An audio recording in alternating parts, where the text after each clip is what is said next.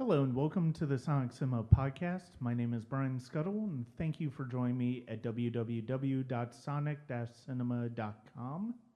Join me at patreon.com/Sonic Cinema for exclusive commentary, comments, early access to reviews before they show up on Sonic Cinema, as well as more on my music and just movies in general.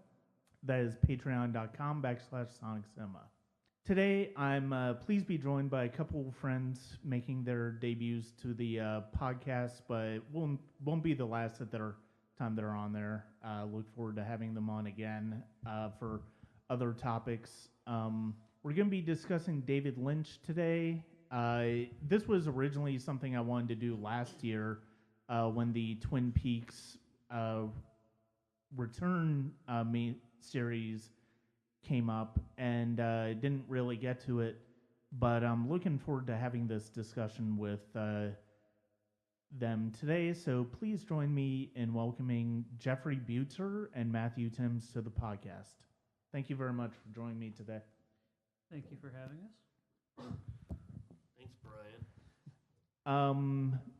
I think we're going to be focusing on a few specific films, but I do also want to do some general discussions on Lynch in general, because of the fact that his filmography is one that's always very fascinating to me, and he was a filmmaker when I got into his work finally in the early 2000s after Mulholland Drive.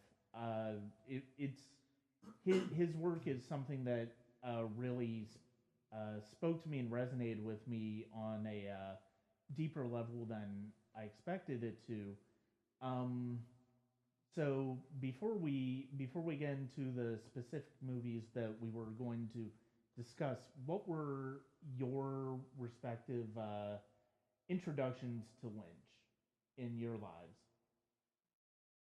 Well, I saw Dune and the Elephant Man fairly early, and I liked both of those, but I couldn't get into his more, let's say, signature works at first. There was just something about them that I found too obtuse and hard to get into, and it was one of those things where I had to kind of keep plugging away at it and trying, and then eventually I kind of found a way to approach the material that I enjoyed.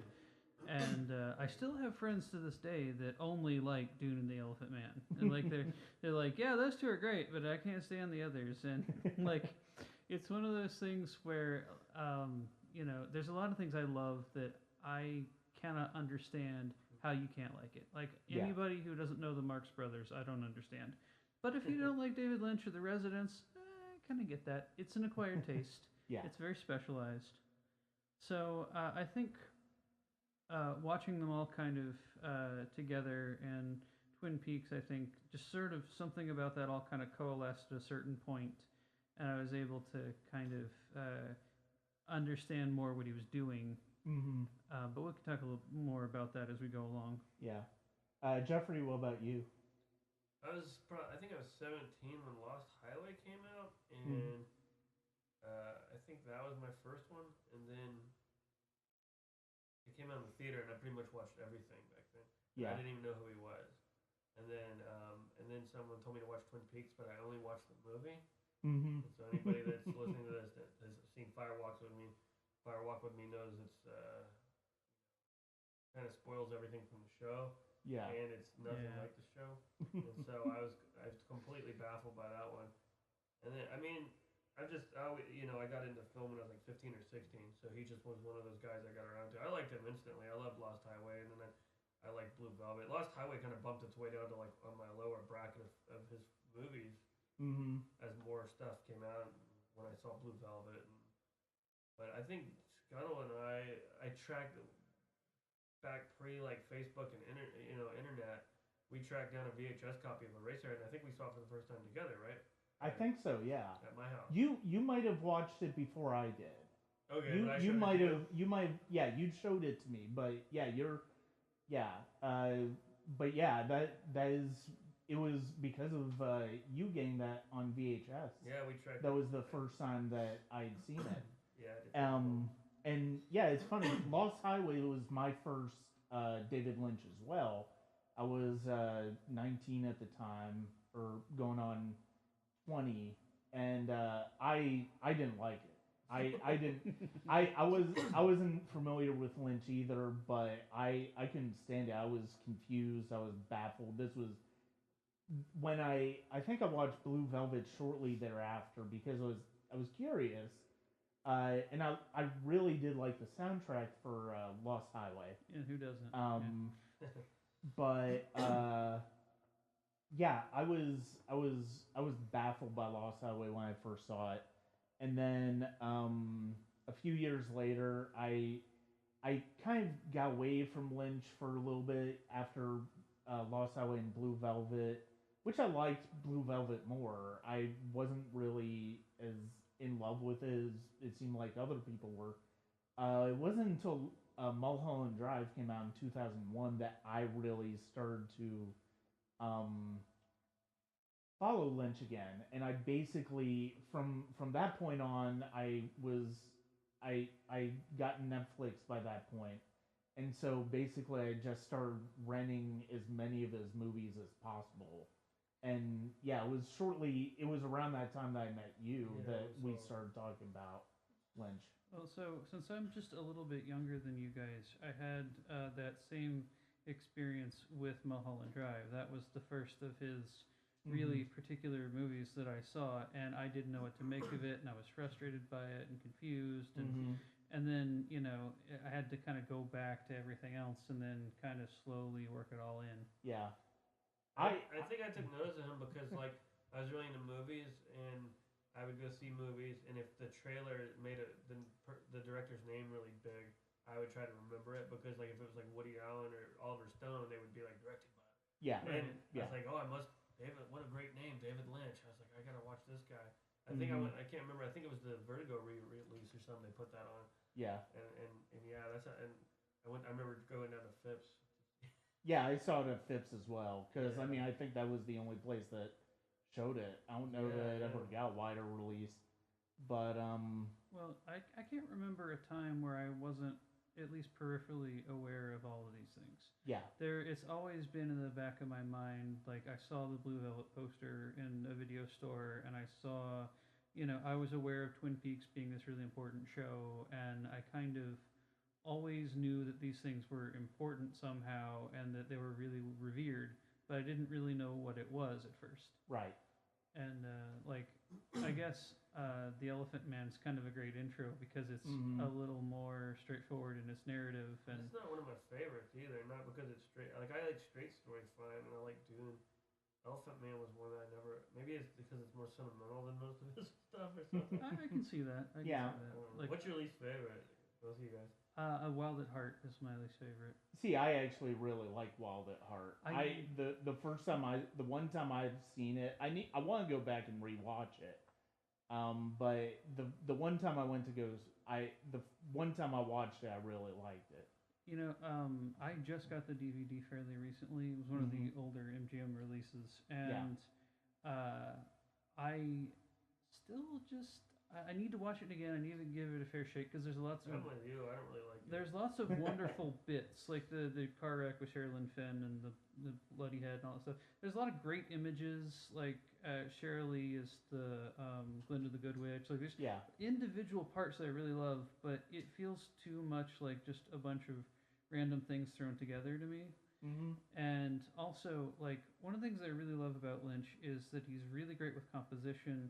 He has wonderful color schemes, and a lot of his things feel like they are kind of timeless in a way. And that film felt very early 90s. The color wasn't as good. It was kind of garish.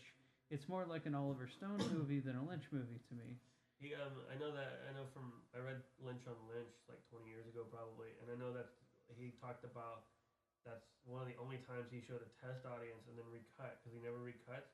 But there was some scene in there, I can't remember, I haven't revisited Wild Heart in years, but there's some scene that was so bad, like 80% of the audience were walking out, like they weren't even staying until the end. It's test screening, and he was like, "Yeah, I guess I need to recut that one." Like, apparently, it's the only time he's ever done that. Yeah, I've read that too, and I can't remember either. But it's one of the sex scenes that was like kind of violent. Yeah, that sounds right. I don't even know if it's still in there. But I do need to give it a fair shake because I know so many people love it that there's got to be something I'm missing. Yeah. Is Lost Highway your least favorite then, Brian? Yeah, I like it more than I did the first time because I did revisit a few years later after I got more into Lynch's work. Okay. So I like it more, but it's still kind of that least favorite. It's sort of least favored by default. Okay. So it's not necessarily that I flat out dislike it. I think there are definitely, especially after watching Mulholland Drive, especially after watching Twin Peaks, while that hardened getting more tuned to the type of filmmaker Lynch is, I appreciated what he did more. Yeah. And now I'm really curious to revisit Lost Highway in light of, it's funny, it's like rewatching Mulholland Drive and Inland Empire for this podcast.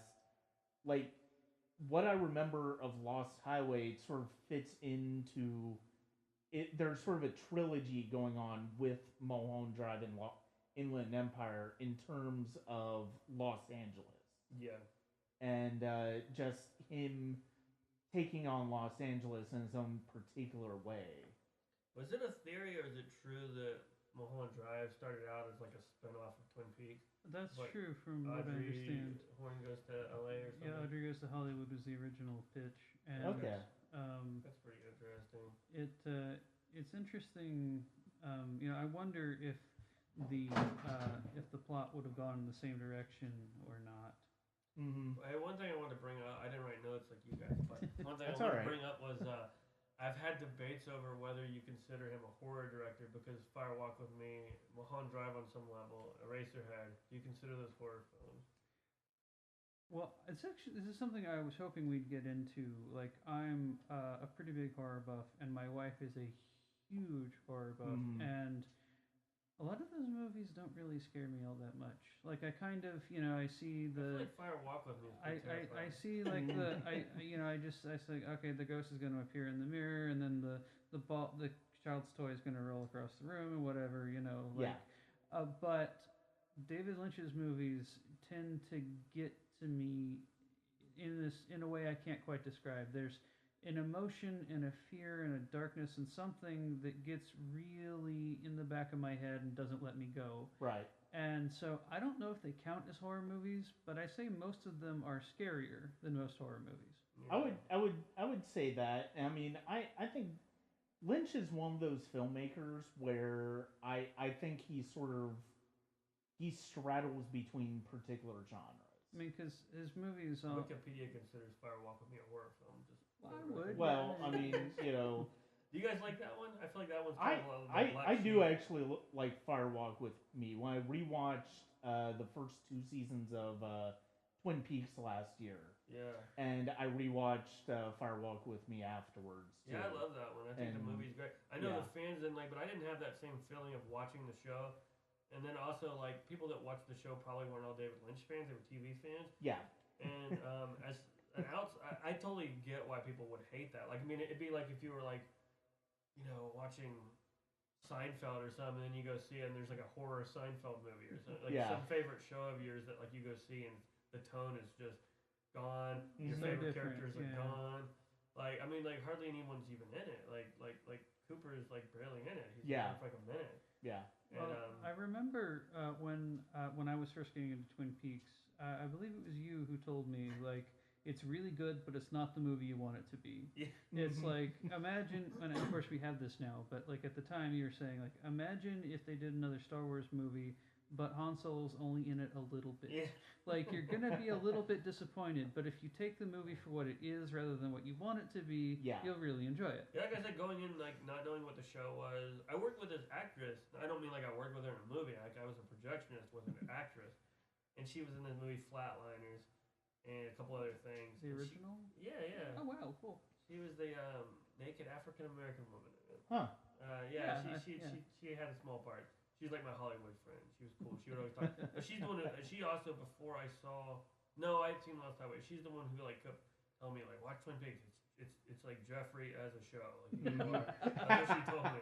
Because like an 18-year-old me was like that was right up my alley. But yeah, like I also was a huge Chris Isaac fan at the time. Yeah, of course. And so like him and Kiefer Sutherland are like really great. I just feel like it's like the black sheep of his filmography. Like everybody talks about like the big stuff, like Wild at Heart, Blue Velvet. But to me, that one's just as good. It's not. I think better. I do really love that movie, and I love its place in Twin Peaks because since the show had gotten so far off tonally and everything from what it was when it started, it was like bringing it back to the beginning in a very literal sense, of course, but also kind of like bringing the tone back around and making it creepier and so many of the themes and ideas and things that they introduced carry over into the third season too. So it's a great kind of bridge. I still haven't seen the third season. I'm so disappointed in that. That one episode is like holds up against pretty much any of his work. Yeah, like you could take part 8 and release it just on its own, and seriously, I put that like just that single episode holds up against anything he's done. I think. Another one was like, I know these weren't the ones we were going to talk about, but also Straight Story when it came out. It was like, you'll just have an actor and you love him. Like I love Sissy Spacek. Oh, yeah, of course. And you guys know that. I just finally saw Badlands for the first time for whatever. But yeah, when I heard like she was going to be in a David Lynch movie, I was like, holy cow. And then of course it was not like what we expect a David Lynch movie to be. No, not at all. And that's what I like about him. Like I just loved it because I've always been pretty open-minded, or like I don't care if I didn't need craziness. It was it was what it needed to be. Yeah, and I mean that's one of the things. It's like Wild at Heart is definitely a movie I need to revisit. Dune is another one that I want to revisit. I haven't watched that in several years. Dune.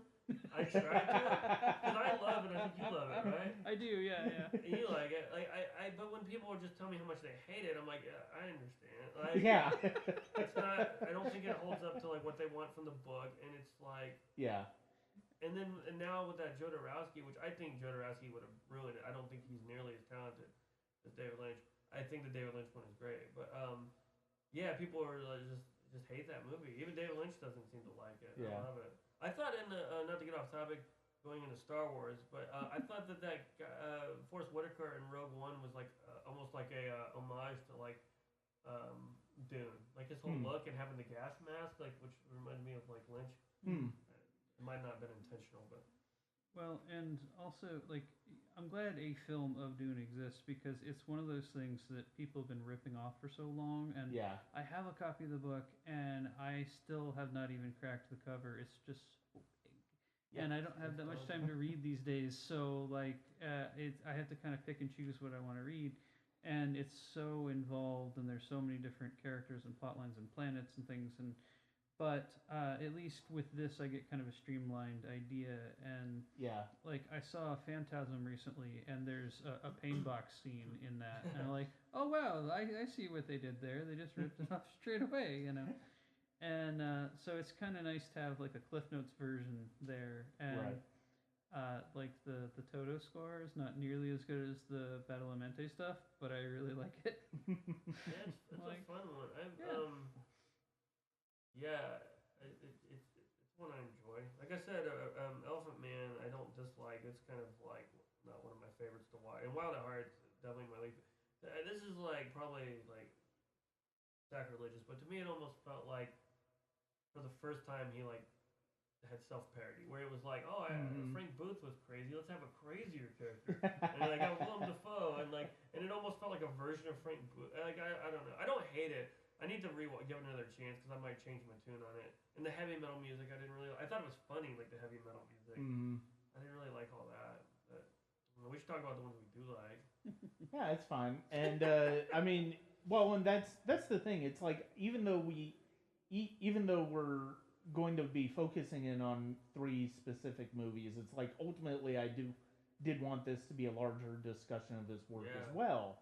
And but the 3 movies that we're going to be talking about were going to be the ones that we're going to get into a little bit more depth. And I meant to ask you this before we started recording, but are we assuming that the listeners have seen the movies, or are we trying to be careful about spoilers? If we have to get into, I mean, if you're listening to this, chances are, knowing that it's about David Lynch, I would hope that you're at least aware of David Lynch and probably. Are there spoilers in Inland Empire? It's hard. Yeah, that's my big question, because it's like I don't know even what to.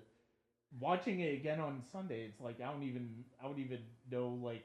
Can we go in reverse order and start with Inland Empire? Yeah, we could go ahead and talk.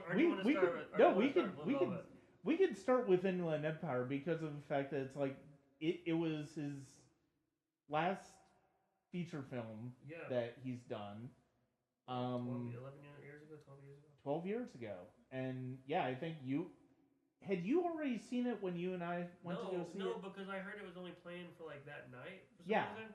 And I skipped going to see a concert, and it was playing all week. But we all went. It was me and you and Melissa. Yeah, that's right. My wife Melissa. And I ended up having to go see it that Thursday because I'd fallen asleep during it the first time. But I don't necessarily put that on the film, but yeah, the film. So it's a 3-hour movie. It has Laura Dern, Jeremy Irons, and Justin Theroux in it.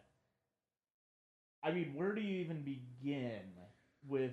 The reason I love it, I'll tell you why I love it so much. Before we even describe what I love, is like I think you as a Andrei Tarkovsky fan, like we like puzzles, and I like that it's really difficult to describe, and I like that it's dense, because like a lot, you watch Office Space 50 times, it's Office Space. Yeah. Like I've seen Inland Empire like 6 times, and I can't tell you everything that happens.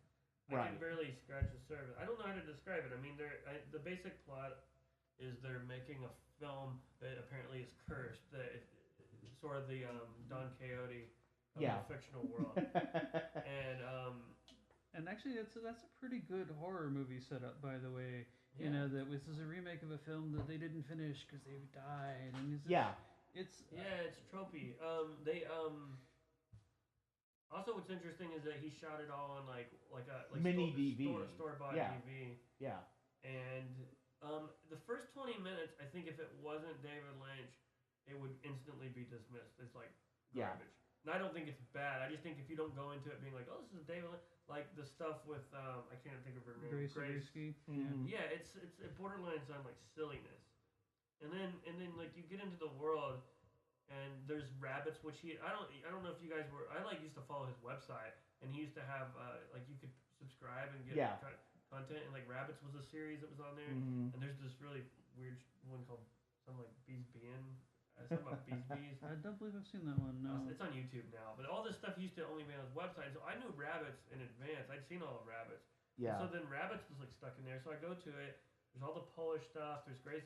What's her name? I believe Zabriskie. Yeah, the lady from Seinfeld. But yeah, and like, and then it's just a mess, but a good mess. Like it's everywhere. Well, once Laura Dern's character comes into play, it's like you really start to see the film come into focus a little bit. But the thing is, watching it on Sunday, I felt like that opening up until. When Laura Dern's character comes into it, I feel like up until that moment, that first like 20, 30 minutes you're talking about, it's basically David Lynch just putting all the chess pieces he's going to put on the board. Yeah. But I mean, there's just like stuff that like. I mean, overall, there's a bit of an arc in the story. I mean, and the more I watch it, I mean, I'll probably have a different opinion of it in 10 years. But like that monologue that she has where she's talking about her abuse, that seems like an audition tape or something. Yeah. Because she's an actress in it, and it's almost like a play on Mulholland Drive where it's about like acting and I love it. But then there's like that whole section at like a barbecue. I mean, it's really hard to like even know where to touch down on that movie. To stop and talk about and it. One of the things that I think that's correct though. From what I understand, he came to Laura Dern with the monologue first, and then they kind of shot that, and then they created more scenes, and they kind of uh, built the wall. They built the foundation first, and then kind of built the house around it while they were going on. Yeah. But I meant story wise. I feel like Oh, okay, yeah. like that's. It feels like it's really happening, but I feel like that scene is supposed to be like her auditioning for something. That's what I always took. I can see it that way. I can also see it, and this is one of the things that's so fascinating about Inland Empire to me.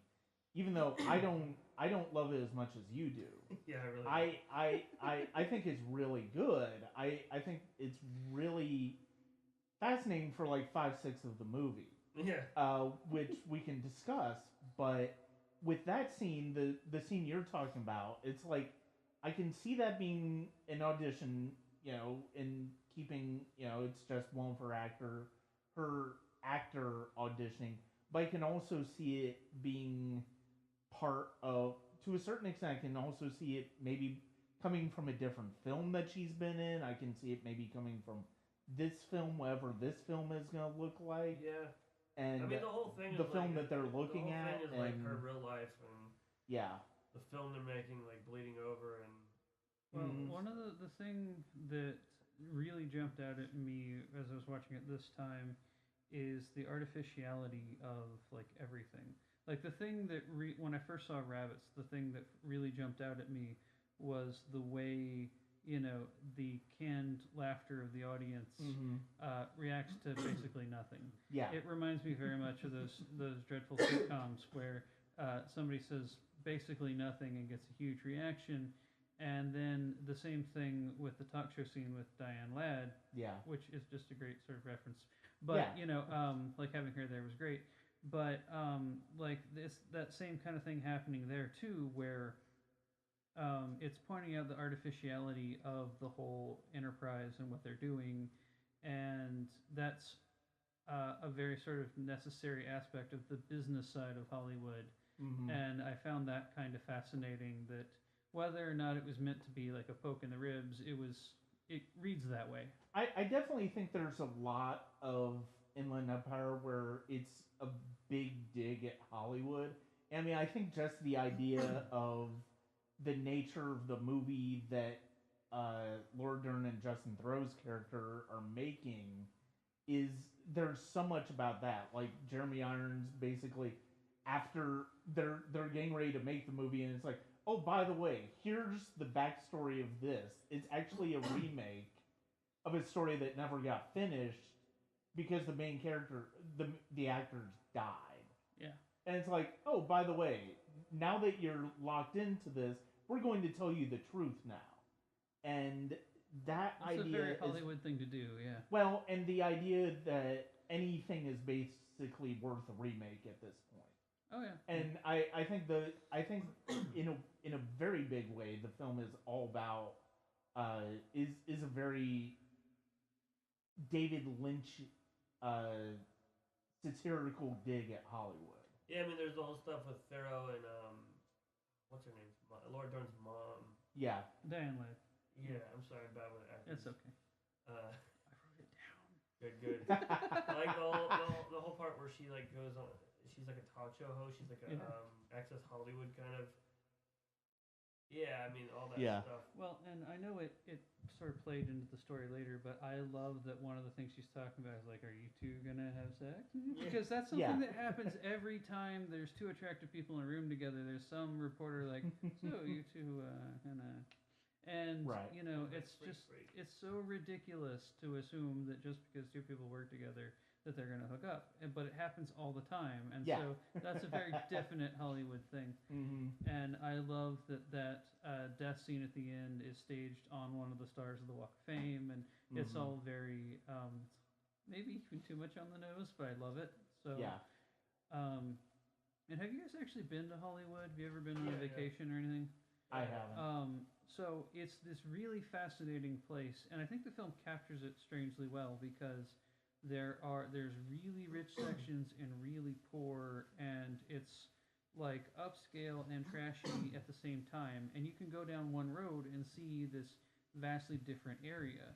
Like if you've I know you've seen Pretty Woman at some point, and it's very much like that. You can drive in a short distance from this really upscale, beautiful place that most people will never even be able to get access to and find prostitutes pretty quickly.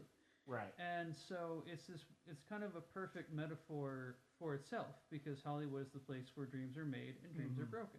Yeah. And the stars placement's funny because you'll have like Queen Latifah next to Kim Novak or something. Oh yeah, and it's so Not strange. that there's anything wrong with Queen Latifah, but Yeah. Well, and it's also so strange that like you've got the Chinese theater and all these places that are very iconic, and then you go a little further down and the Walk of Fame's still going on, but you're looking at like T-shirt shops and things, and you could be at Myrtle Beach for all that difference it makes. Yeah. Like it is very much a kitschy kind of thing after a while. I went down this alleyway near the Chinese theater, and this guy who just sold like these 8x10 glossies of like actors, and that's all they were. Yeah. I just had like thousands of them, but it was like this little like unmarked shop, looked like a record shop, and I got one of I can't remember who it was. The guy from I can't remember anyone's name. It happened one night, and Gone with the Wind. Oh, Clark Gable. I don't know, I couldn't think of Clark Gable's name. But I got a really good picture of Clark Gable. I was reading. I saw this thing on Twitter recently that apparently like Ice-T will go sign stuff at those things. He's like, yeah, they got their hustle. I want to help them out. Yeah, I can see that. I think that's a great thing. But yeah, like Hollywood is such a weird metaphor for itself in that kind of way, and I think the movie really captures that because you've got this, these glorious houses and these beautiful rooms that you don't know. I don't think that you probably haven't been to every room in that house. It's so huge. There's an entire different house upstairs, basically. Yeah. But then there's also a prostitute dying on the street. Yeah, and so it's I not think it's far a much away. better look at Hollywood than Kate Winslet and Jack Black in The Holiday. Yeah. Definitely, yeah. That was pretty good though. That's an overlooked masterpiece. I did It's like funny. it. It's really funny. It's Nancy Myers, right? Yeah, I enjoyed it. I was just thinking about that because Eli Wallach's character is great in that. He was It also fantastic. came out around the same time. That's the Yeah, funny thing. Classics. But It was in about a year, wasn't it? Yeah. How do you think Lynch does? Because lately I've been thinking about directors who can actually write, male directors who can actually write women characters, like Bergman, Pedro Almodovar, Woody Allen all come to mind. But how do you think do you think like within his own world he does okay because his guys aren't that much better than the depth of his I think he male does. characters? I think you could make a legitimate call for him being a really strong writer of female characters. I mean, they're super sexualized in the early stuff. I mean, like Blue Velvet, obviously. Like you got the sad prostitute, and then But the thing is, she's a rich character. yeah, Like that, it's a rich characterization. It's like there's so much. It's not just she's going to be naked for this amount of time. That's the only thing interesting about that character. That's not the case. I mean, No. even Laura Dern. yeah, in Laura Blue Dern's Velvet character in is there. really compelling as well. Yeah, I think he does all right. Yeah. Because there's directors like somebody brought up Tarantino, and I was like, well, they're kind of They're kind of masturbatory fantasies. Yeah. Well, no, I think they're. okay. I think Tarantino's an interesting director, female characters, but yeah, I think there's definitely some truth to it. It's like he's looking so much at paying homage to stuff. Well, and I mean there are exceptions. Like Jackie Brown's a very well realized character, but everyone in Death Proof is kind of is a stereotype of some sort. Oh yeah. I never had realized how. I don't want to go off on this, but I never had realized how bad True Romance is in terms of like. In 2018, I don't think it'd be made. It's just basically about a nerd that gets everything he wants. I mean, but anyway, sorry. But yeah, I think Lynch writes really good female characters. I do think he sexualizes women quite a bit, but then he also like on the show Twin Peaks. I think he had good, and I think Laura Dern's character in Inland Empire is one of his better characters. Yeah, I think Mulholland Drive is okay. Well, with the ladies, I'm trying to think. I would say so. I mean, I would say so, and a lot of it has to do with what ends up happening in the second half of that movie. Yeah, I mean, if your focus. his exploitive sort of lesbian sex kind of undercut some of his like serious stuff. That's why I brought it up. I think that's a fair assessment. But I think the one we're talking about, I think in the Empire, I think the female characters, or Laura Dern's character, is really a strong character.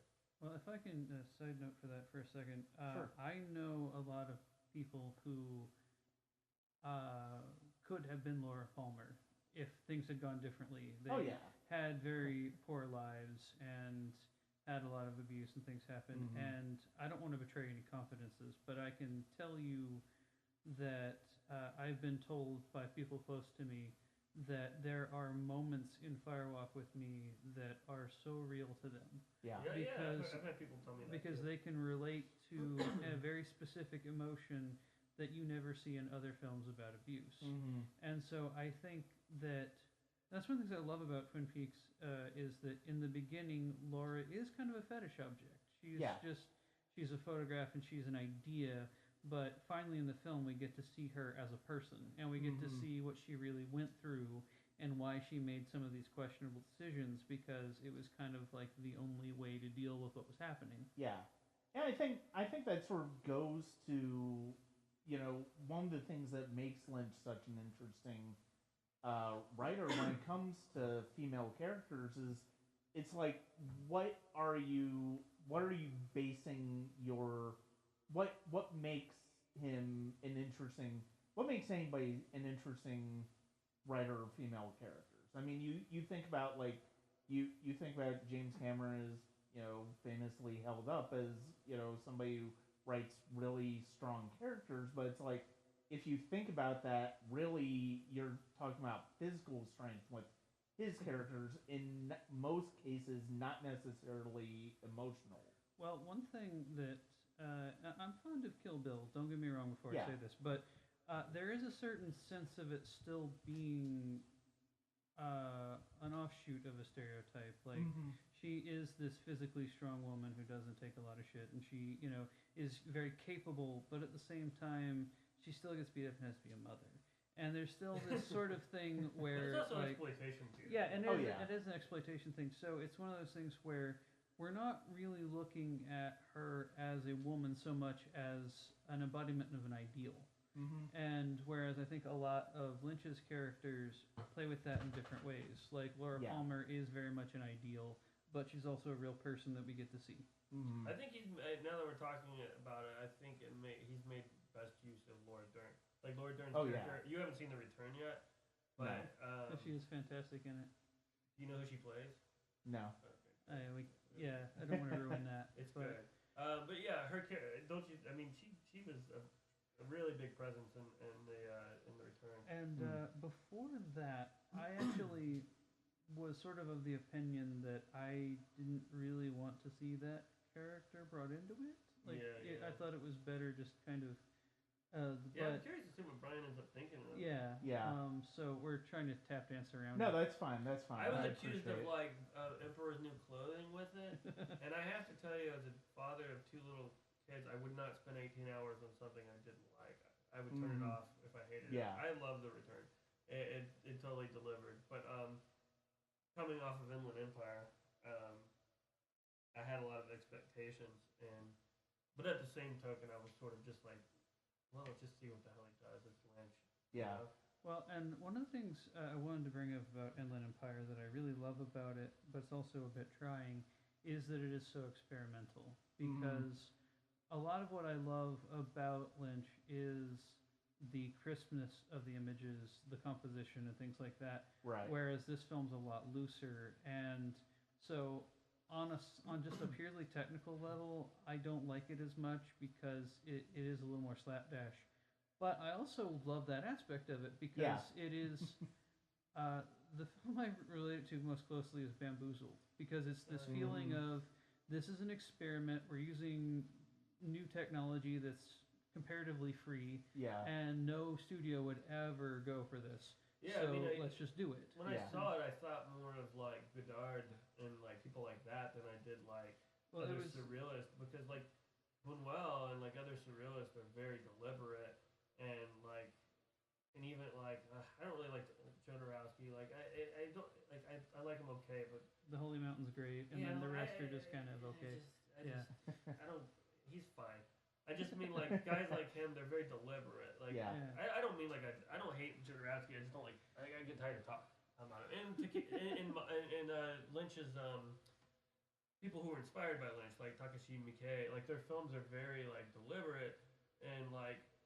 But this had Inland Empire has like the rhythm of like a Godard movie where you're just like, oh okay, now some news going on. And Okay, we're gonna spend 20 minutes with these people, but 3 minutes with these people. And The Return has some of that too. Yeah, definitely. and I thought that was cool. But the reason I bring up Bamboozled specifically is because of the digital aspect of it. Right. Oh, right. Because, and, you know, the way Spike Lee made that movie was just like, we've got 10 cameras, we're going to cover everything, we're going to do each shot, like, we're going to do each scene like twice, and then we'll just figure it out in editing.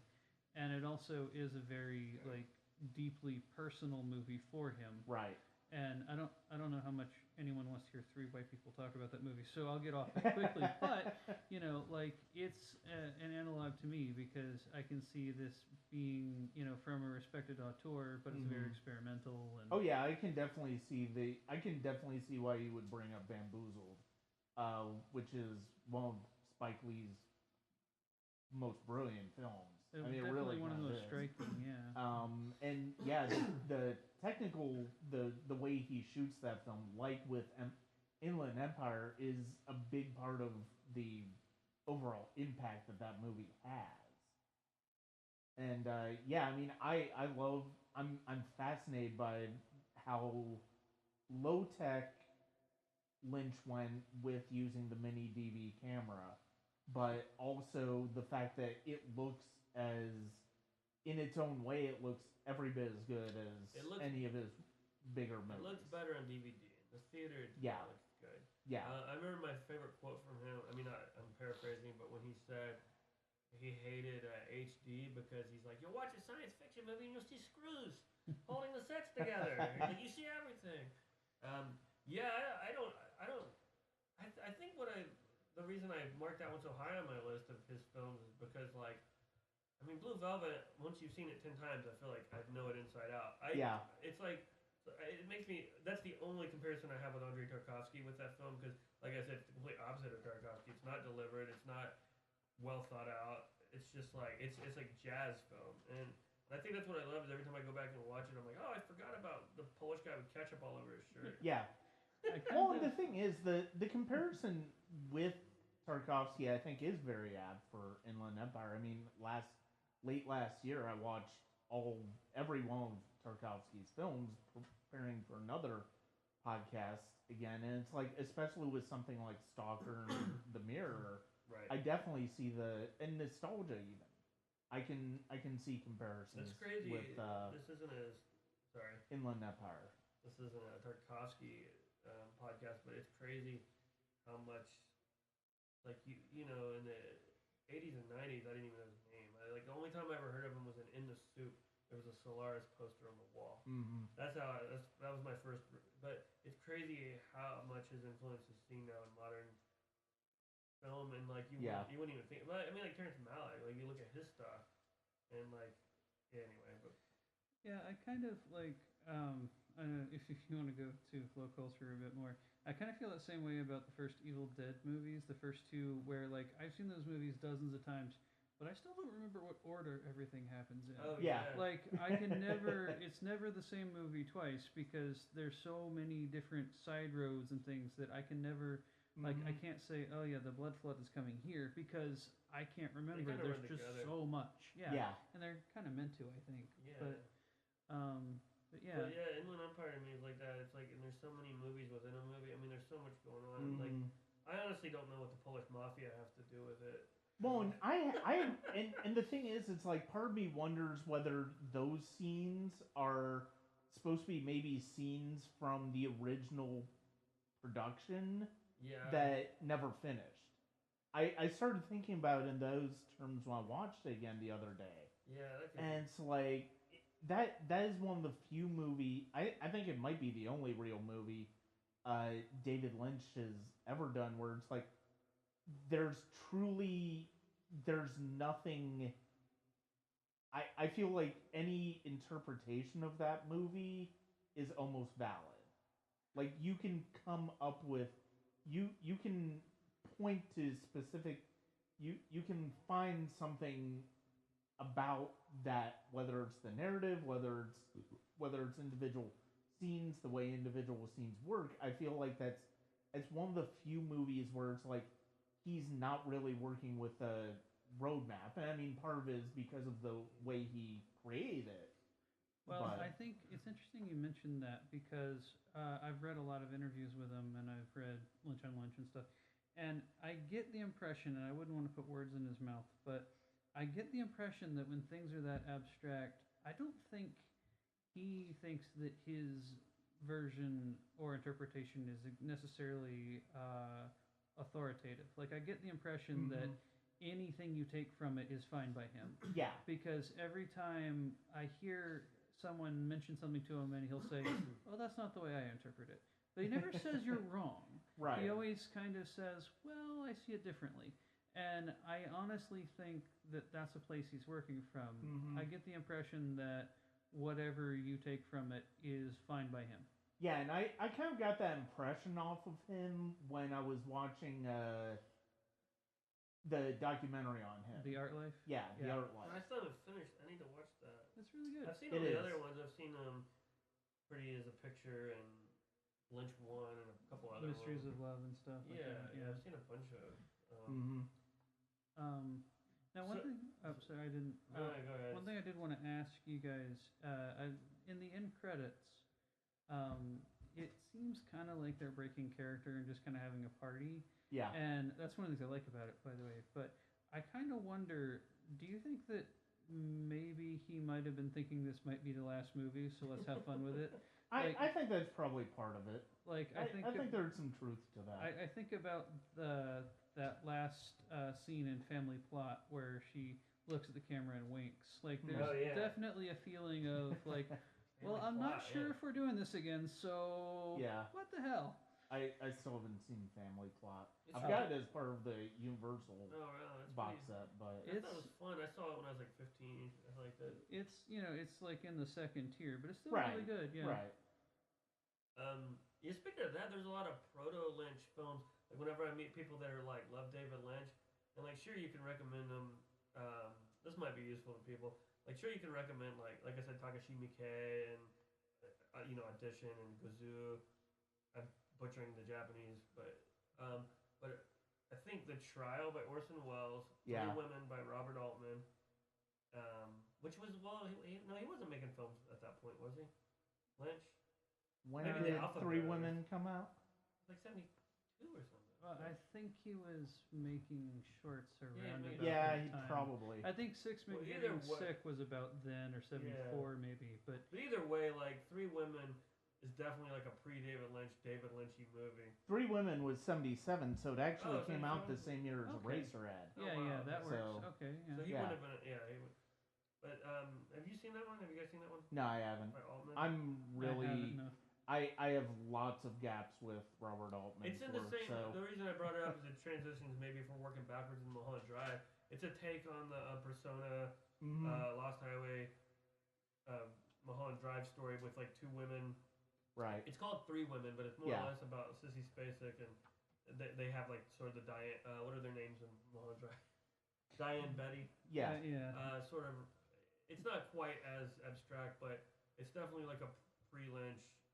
And there's something else I was thinking of, but yeah, I know I've made both you watch The Trial, right? Oh yeah, yeah. Oh yeah, I own The Trial. Yeah, yeah. me too. Yeah, I got Did it I as get soon did as I, I did I could. get you guys into that one? You lent it to me, Yeah. and then I bought it as soon as I could find it afterwards. Yeah, basically, It's- same with me. It's like this treasure that people don't know about. It's like because when you think Orson Welles, you think of like Lady from Shanghai and Stranger. I mean, on the second tier below, Yeah. like the big ones, you think of those and you think like, yeah, they're fun movies, but like. Trial's like so surreal and like it's so different. It's so Lynchy before Lynch. I mean, and I don't think he was aware of it from what I understand. I've never heard him talk about it. I feel like The Trial made the best use of his shooting style. The way he Mhm. always put the camera low and showed a lot of the ceiling and things. Yeah. The way he had that really deep focus. I think that's the best use of it I've ever seen. Yeah, I would definitely agree with that. It reminds me And- so much of the feeling of Eraserhead, and I don't think people I think more people should be aware of it. That's why I want to bring it up. It is really a shame that like Trial is never really it. You know, it's a shame that like Criterion hasn't picked it up by But on the good now. side, It's anyone like, listening to this can go pick up a copy for $1 usually. Like it's usually in a Yeah. bargain bin, And and it's, it's a good version. And it's also Yeah. on a lot of the public domain streamers, like the apps that have just kind of forgotten movies. You can usually find it in there somewhere. Yeah, but I mean one of the things I love about the Trial is that it is one of my favorite Orson Welles films. It's one of the great Orson Welles films. I think it is. That makes it all the more disappointing that it isn't available.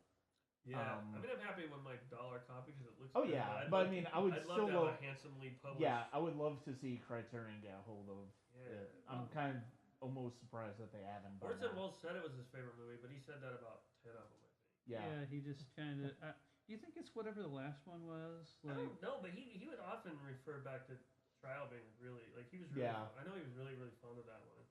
I know because whenever I say that to people, they're like, "Well, you said that about after Yeah. Fake at one point." You know? and, Like, and I like that one too. Yeah, I a do lot, as well. But yeah, I can see that it's sort of having a lot of the same connective tissue, and it's a story about bureaucracy. So it's not supposed to make literal sense, and Yeah. it's supposed to be frustrating, and it's supposed to really kind of wear you out. I mean, and it's a Kafka story. Yeah, so, yeah. I It has mean, to be. it's- It has to be an influence on Brazil too. Like, Oh yeah, definitely. like he had to do that. absolutely. What are some? Can you think of any other like proto like earlier than Lynch that are still like on that sort? I mean, Sunset Boulevard to some level. That's his favorite movie, I guess. Right? Which Or- I can definitely see the. It's a weird ass movie. I can definitely see the influence of Sunset Boulevard I don't on think like people- Mulholland Drive and I think there's a Lost lot of Highway, that. and even and- Inland Empire. I don't Uh, think can people see ever. that. I don't think everyone realizes how weird that movie. I mean, it starts with a monkey funeral. Yeah. Yeah, You know, I mean, it's a weird ass movie. it really is, but it's an awesome movie. Yeah. It may be my favorite Dark- Billy Wilder Old film. Dark House is sort of like a 1940s horror, like yeah, David the Lynch. James like, Whale yeah, that James Whale's movie. It's like where the old man plays the old lady. It kind of has some Well, Lynchy qualities too. James Whale had a lot of that, a similar composition style where he would kind of just move everything, lots of Yeah, focus yeah. and stuff. So I think there's some of that there. Now, I do see a fair amount of Hitchcock influence, but not in the way you would normally think. Right. Because Hitchcock was very methodical and very much like thinking every single detail out before the actors even showed up. Whereas Lynch is much more about kind of getting in there and feeling it, which was actually part of the reason that I found his work so hard at first, because I was so used to, I'm a huge Hitchcock fan, and so I was so used to that method and the idea of like, you can start driving without knowing where you're going? No, like, it was weird, but There's definitely a line between like Lynch, Buñuel, and Hitchcock. But Yeah. some of the ways that he frames actors and some of the like I was watching Strangers on a Train recently, and that and Shadow of a Doubt in terms of composition, there's some similarities, and I know he's mentioned Rear Window a few times in interviews. Yeah. So like Well, Rear I know Window is like he's a seen a perfect- few. Yeah. It's pretty perfect. Yeah, I know some of his favorite movies are. I know Fellini he loves or loves. He's not dead. David Lynch is at the time of recording this, he's still alive. Yeah. though. Yeah. I know he loves Fellini. I know he loves Sunset Boulevard. And He's made mention of a few things. Like I read an interview where he mentioned Terminator 2. Like so that's he's a seen really good movie. he's seen a though. few Yeah. he's seen a few mainstream things, but That makes me think of like- when Buñuel got interviewed. They asked him what movies, and this was like in the 80s. He's like, I don't know, I saw one the other day and I loved it. It had a big train in it. And that's all he could say. He's like, there's a train crash. But he couldn't remember the name. I remember I told you about this. I remember I read an interview with Guy Madden, and he said that he saw some of Sucker Punch on a plane and kind of liked it, and I was like, what? To name drop, I I'm asked so Guy Madden one confused. time, I said, I don't know if I'm supposed to say this, but I was like, what's your guilty pleasure? And he's like, America's Funniest Home Videos. Oh, yeah. And he said that was his guilty pleasure. Like, he just liked to turn on. I was like, don't feel guilty about that. From what I remember by Winnipeg, I could actually have see that. Yeah, Yeah. I don't think he's fairly called the Canadian David Lynch. I don't think they're like in the same world.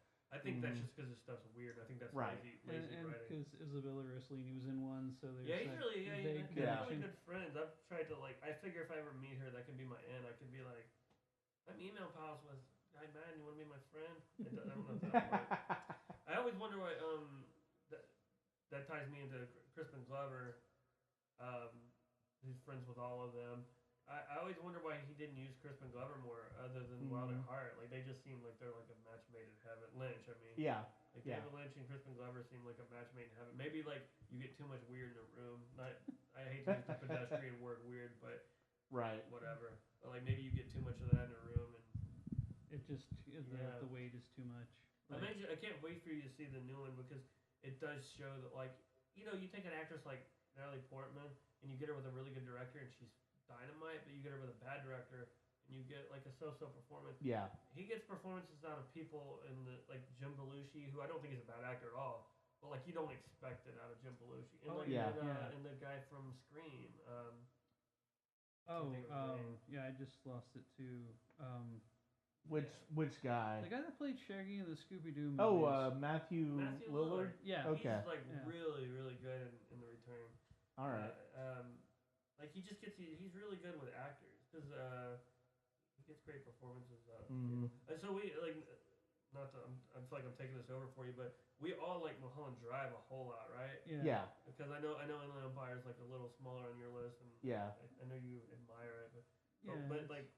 So what if we want to gush for a minute? That's when we all three just right? Well, and I think with me, there's a lot of that kind of thing. It's like if I don't take to something immediately, and if I really have to fight for it, then I love it more because, like I said, the first time I saw it, I couldn't stand it. Like I couldn't get into it because it was too different from what I was seeing at the time. Right. And I needed to ease my way into it.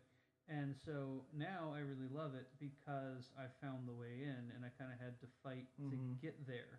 I think that's sort of like with me with Lost Highways. I think I wasn't used to that type of very abstract storytelling, and so I wasn't real. That's why it just bounced right off of me when I first saw it. But now, once I got into Lynch, once I had become more familiar with abstract storytelling, surreal storytelling, non-linear storytelling is the best way to put it. I appreciate more now than I did, and so it's like now I can appreciate things, even something that I don't absolutely love, like Inland Empire. I can still respect it a great deal, and you can see the connective threads. Yeah. And it's strange because there's a lot of directors that have a similarity in style, and there's certainly like a house style and a look and a feel. But it feels like all of his movies are connected somehow. Yeah. Like they could all be in the same universe for all we know. Mm-hmm. And there's so many like specific, minute details that seem to carry over. Yeah. Like when I was writing down notes, each of these movies, like I just wrote a note, electricity. At some point, Well, yeah, his great unmade masterpiece, Ronnie Rocket, is all about electricity. Yeah. That's for the diehards. Like that. I know I've talked to you guys about that script. It's so weird. And I love the way. I'm sorry, I didn't mean to cut you off, but like the way.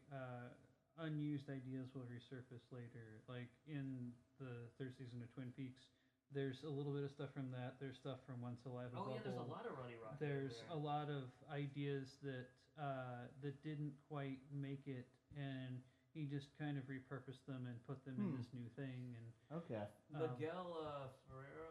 Miguel Ferrer. Yeah, he says the full title of Ronnie Rocket because it's called something like Ronnie Rocket and the Absurd Mysteries of blah blah blah. It's like it's got this really long name, and he says that.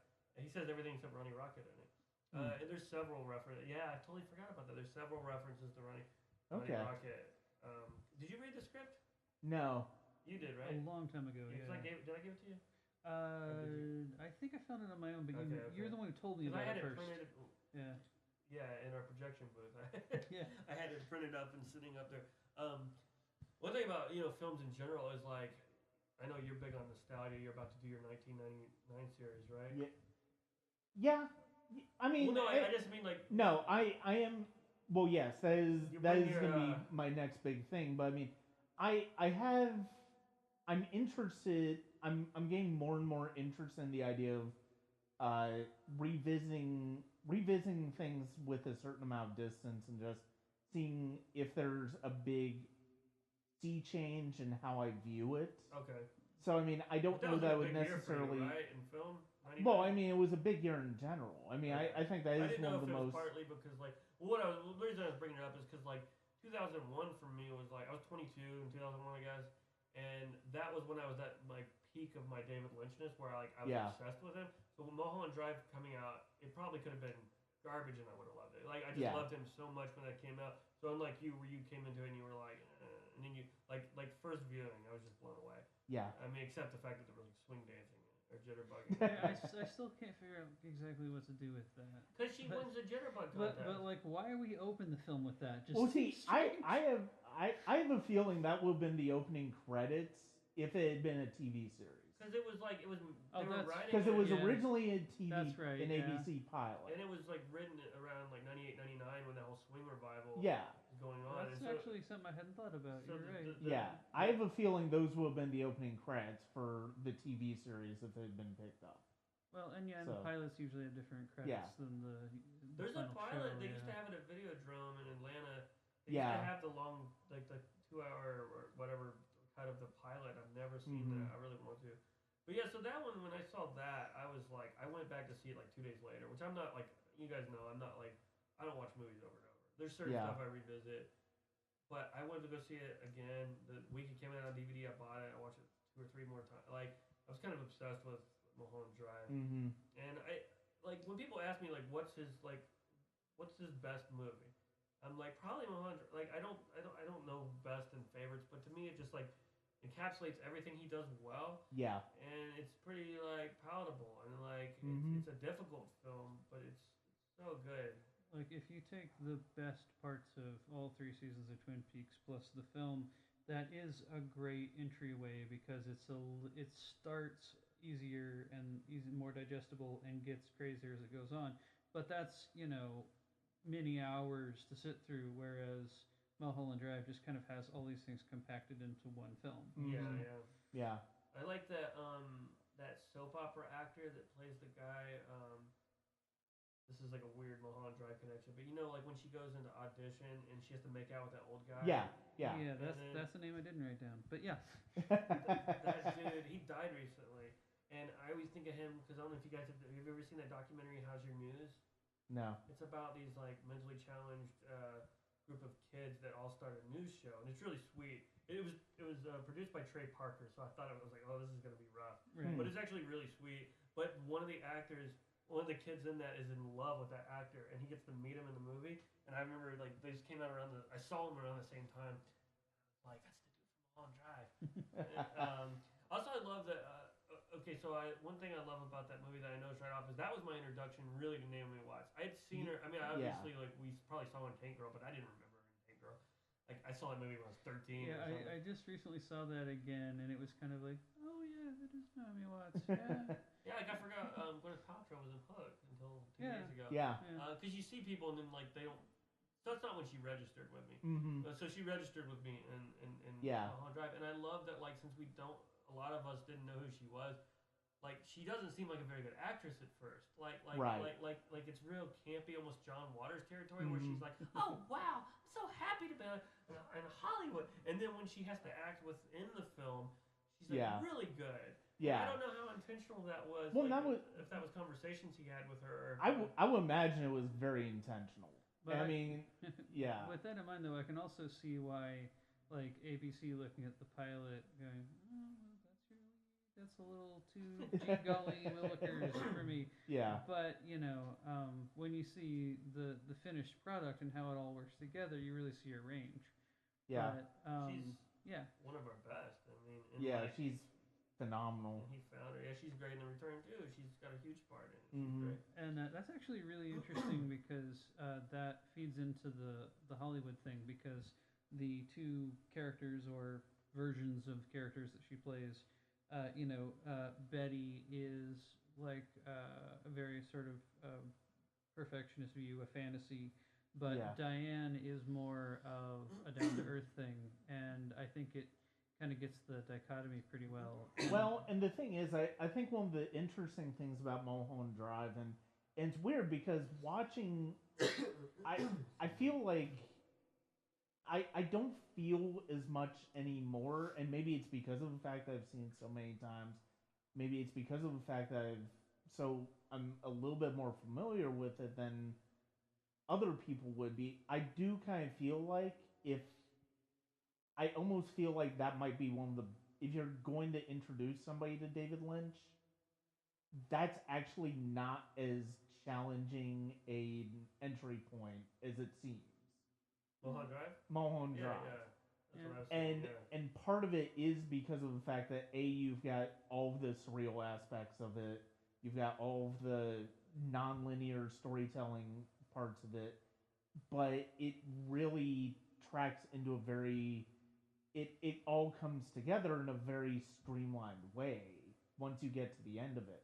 And I mean, what you were saying as far as the difference between Betty and Diane, it's like the two parts of the Naomi Watts characters and that is that Betty, the way I sort of look at it is like Betty is every actress when she first gets to Hollywood. Right, Yes. Diane is when you realize your hopes and dreams for making it big sort of fall apart.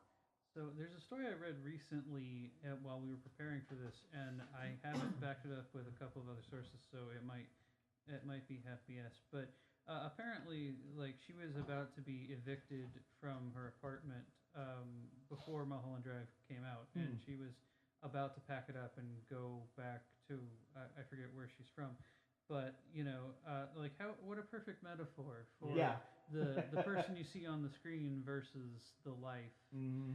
And I think that speaks to a lot of people who have any kind of artistic ambition. Is you even if you get maybe just a moment of glory, people don't see the other side of it where you're struggling. Right. Another thing about Mulholland Drive and Lynch in general is just we were talking about directors like Hitchcock, who's like definitely a good, people consider him more of a technical director. A lot of people more than like Mm-hmm. like I think Godard famously called him a technician or something. He's not an artist, he's a technician. I think that was Godard.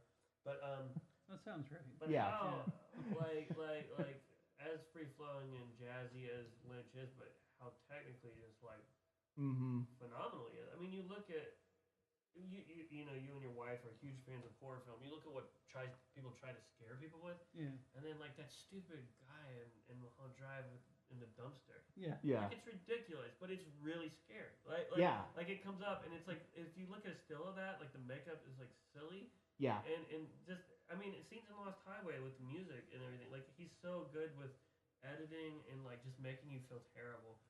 Well, and I think also it almost feels like he's trying intentionally to undercut how scary that is because he names the restaurant Winkies, and there's just Yeah. all this absurdity surrounding it, and then you have this one moment that's genuinely terrifying, and everybody kind of it strikes a chord with everyone. Well, and the thing is, the thing about that scene that's so fascinating is because it's named Winkies, and it's also it's a very familiar and silly idea of like telling somebody the idea of telling somebody your dreams and a dream that you had, and then you see it actually, and then it's the part that makes that starts to where Lynch really starts to bring things together is the realization that you're all of a sudden seeing what he's just described happen. Yeah. Well, and the one thing that I really have come to love about Lynch, just in general, is especially since I see a lot of horror movies, and at the time we're recording this, supernatural horror is in vogue. Haunted house movies are almost everything that they make now. And it seems like they all have a very specific path, and they all draw from the same mythology, with the exception of like Hereditary and a few other standouts. Yeah. It's mostly all from the very Judeo-Christian model, and there's a lot of like explaining rules that they later break, and you know, and as much as I love Buffy, like there's a certain absurdity to like, oh, I have a book that explains that. Oh You know, yeah. all the answers are always there, and I kind of love Is that that. Deus Ex Machina? Is that Yeah, what it yeah, is? Yeah. There's always an ex machina somewhere, and I love that you never quite there might be a little bit of an explanation somewhere with the Blue Rose thing or something, but you never get a full picture of what's going on, and you have to kind of Mhm. fill in the gaps yourself, and you have to do some work. And Yeah. I love that it's sort of open to interpretation. Because one of the things that kills horror movies, especially franchises, is they'll set very clear rules in one film, and then either in the same film or the next one, they'll just completely go back on all of that. Mhm. And Yeah. I kind of love that there's so much room for your own imagination here. Mhm. Well, like, as a, Brian's also a composer. Like, as a musician, like, you look at a band and you're like, you can figure out people's tricks, you know? Like, you're like, oh, I know what he did there. He's doing this. And like, we look at films the same way. And I guess that's one thing I love about Lynch is I can't get my finger on his tricks he does. Because, like, his films are, like, silly and absurd, but, like, you still manage to have this, like, really, like, tangible, like, care for characters that you probably shouldn't. Mhm. And, like, that's what I mean. Like, that's like where his masterfulness comes in, is where you're just like, why the hell did I do this? Yeah. Like And, I probably shouldn't. And and like in the whole scene in Mulholland Drive, like my favorite. I've made this very. I wrote about this in Creative Loafing. My favorite scene in probably any of his movies is Club Silencio, where they wake up in the middle. For people that haven't seen it, they wake up in the middle of the night. Laura Dern. I mean, God bless America. Laura Herring. Laura Herring Yeah. and Naomi Watts, and she just decides to drive out to this like nightclub, and then this scene proceeds, and it's like.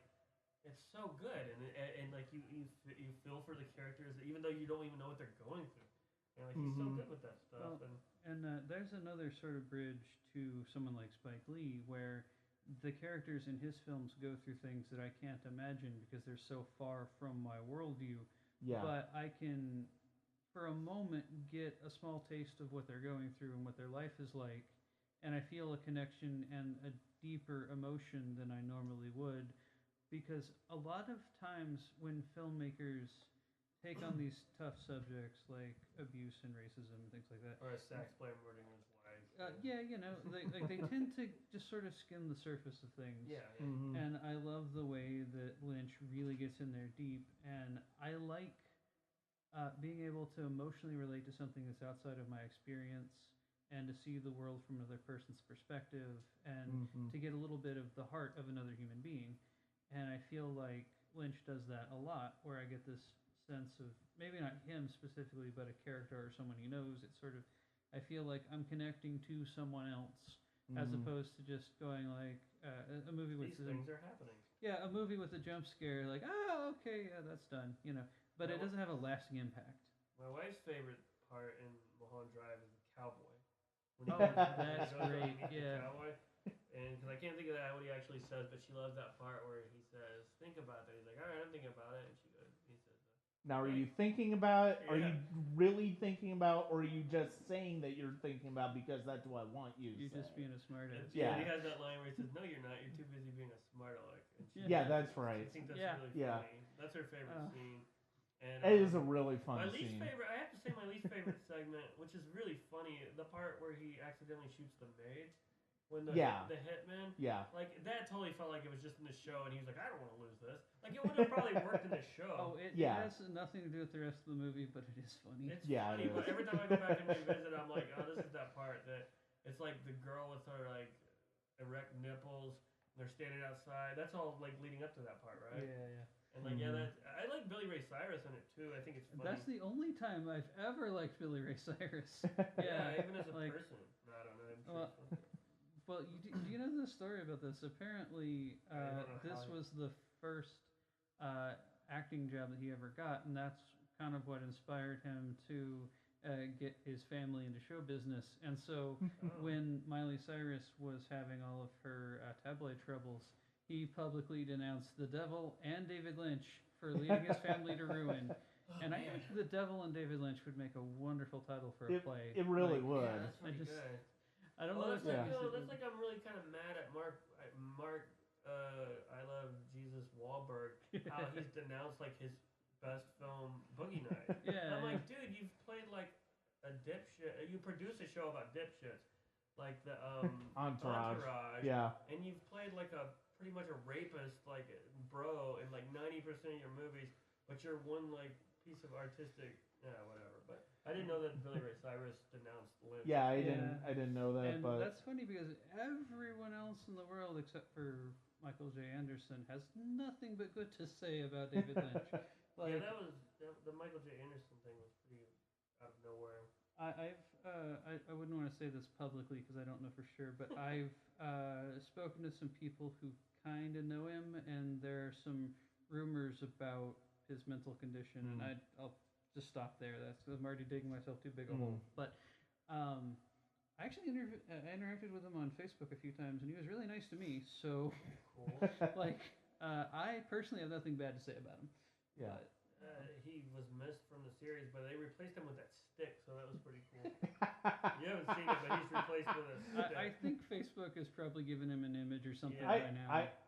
I'm now absolutely. I feel like I need to start this as soon as possible because good. I'm missing out on so much. And It's too long. It's not perfect, Oh, but I it's agree. Right, but there's like I don't I think I say this without destroying anything. There's a couple parts in the Roadhouse where you have characters you never see again just talking about other people they know. well, I can't figure out what that has to do with anything. Where like David Lynch, like you don't expect him to just try to please fans, like Right.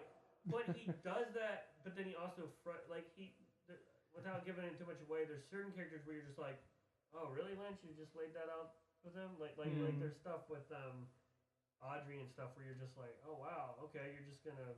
But then there's stuff with like characters that are like main characters that it just seems like he's like slapped the audience in the face. But I didn't not enjoy any of it. I don't think I would go back and rewatch that anytime soon. But yeah, you definitely need to get around to it. Yeah. It's got Michael Cera's best role in years. Well, a thing I You'll know when you see it. One of the things I do love about that series is that season is that I love that it isn't trying to be a fan service thing. Right. I love that there is so Right. much of this is just what we want to do, and if you don't like it, there's the door. And I would be disappointed in David Lynch if I felt like it was fan service. I mean, there's I a really bit would. of that. That's what I'm saying. There's a couple little nods, bit, and then but- you're like, Yeah, but I mean, you're like, you know. So even when I was frustrated with it, and even when there were things I didn't like, I still was happy that he was doing something that was unique and true to himself. Yeah. And Mark Frost, of course. But I love that they were doing something that Poor old they Mark wanted. Frost. Like I feel bad because he has so much of a stake in this, and Yeah. so much of what Twin Peaks, what made that show great, is him. But he doesn't quite get the same accolade. right. And I get the impression from what I've seen on Twitter and stuff, I get the impression that he's kind of okay with being in the background a little bit more, but I still feel bad because, it's like David Lynch is in 16-point font and he's just like It's there. like Roger Avery in Pulp Fiction, man. Yeah, like, yeah. Everyone's like, Quentin Tarantino, and like Roger Avery's like, man, I wrote the story, but whatever. Yeah, I wrote half of that too, man. Yeah, Like, probably the same thing. My Oscar's the same size. Yeah. But yeah, and I do kind of one thing I did want to bring up since we're about on Twin Peaks for a minute is that that season has made me change the way I look at all the other stuff. Mm-hmm. Like there's something about it feels kind of like a culmination. And my wife has this theory that it's like a Rosetta Stone, and when you crack that, you can understand everything else. And I don't know if it's quite that literal, but there is definitely a feeling of that this is like a master's thesis, and this is everything I've learned up to this point put together. And you mean as far as Lynch's career in general? yeah, I feel like Yeah. it's kind of, and it's hard to explain without you having seen it, Right. and without saying something that might kind of spoil too much. But like a lot of people, when they talk about Mulholland Drive and when they talk about Inland Empire, there's a fairly common theory about this part is a dream and this part is this and this part is that, and people kind of think they have it figured out, and Yeah. and they use those ideas to interpret Twin Peaks based on that, but Twin Peaks has made me change the way I interpret Mulholland Drive. Like when I saw the film again, it's very different now because it expanded my ideas of what it could be. Okay. And that again is hard to say without giving away too much and getting too into the minutia of it. But there's definitely it's changed my view of all of his work. Okay. All right. I don't know if I had that same experience. No, I'm just saying I don't know if I had that same experience with it. It's okay. But I do think it's I don't know. Never mind. That's okay. I get what you're saying though. And well, I guess to bring it back to Mulholland Drive a bit more, my wife has a theory that those characters like Michael J. Anderson, whose name I can't remember, the character's name I can't I think remember. he's just called the Man in the Room or something. Yeah, I think so. I don't think he has a name actually. And like Dan Hedaya and Badalamenti, these characters who seem to be like mafia figures. Her theory is that they're from a different plane of existence, like the man from another place and the fireman and all that, and the mystery man from like behind the dumpster. No, the Robert Blake's character in Lost Highway. She the other movie, thinks that they are interdimensional characters and that they like I can't figure out exactly why they want this whole thing to work out and why Camilla Rhodes getting the role is important, but there does seem to be a similar feeling about these characters coming from some other place and right. Well, and I mean, I think as far as that, I mean, first of all, again, it goes back to David Lynch basically skewering Hollywood. Basically, the idea of Hollywood producers, people who don't actually, they put up the money, they don't necessarily have creative input into the movies, telling a filmmaker, oh, by the way, this person's gonna be in your movie. It's not up to you. right. Yeah. This is the girl. It's like that scene in Ed Wood. Yeah. The That's actually very. Perfect example. Where Yeah. they like stick in their like his brother-in-law or something like that. Yeah, that was. He's a little slow, but a real good boy. Him. But yeah, I mean, when you look at it in the context of, and especially when you consider the fact that Betty's somebody who the casting agents take to that set. Yeah. And like she's going to, she's going to be possibly auditioning for that role, but like he sees Camilla and makes the call, this is the girl. Before that, like you sort of get the feeling that it's like this is another part of her Hollywood dream, sort of like her trying to rationalize her Hollywood dream falling apart. Yeah. As Diane's rationalizing that. And like even the scene before that, she does this really marvelous audition. Yeah. And on the way out, there's like, oh yeah, it's a shame they're never gonna make that picture. Yeah. It's just like throwing it out the window. Yeah. And I love, by the way, that the car from Sunset Boulevard is in the establishing shot of that scene. Like I love that's a great detail that really makes me happy. Who plays the director in that audition scene? I don't remember. I can't remember either. He looks like Albert Brooks or something.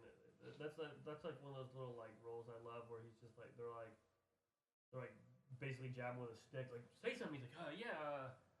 That's one of my favorite parts. And I love that older. Yeah, the way the director reacts, like he's not even really paying attention. It's like, good. Yeah. It's very generic director speak. It's like music producers sometimes, like keeping their head down when you're doing something. Oh yeah, I'm listening.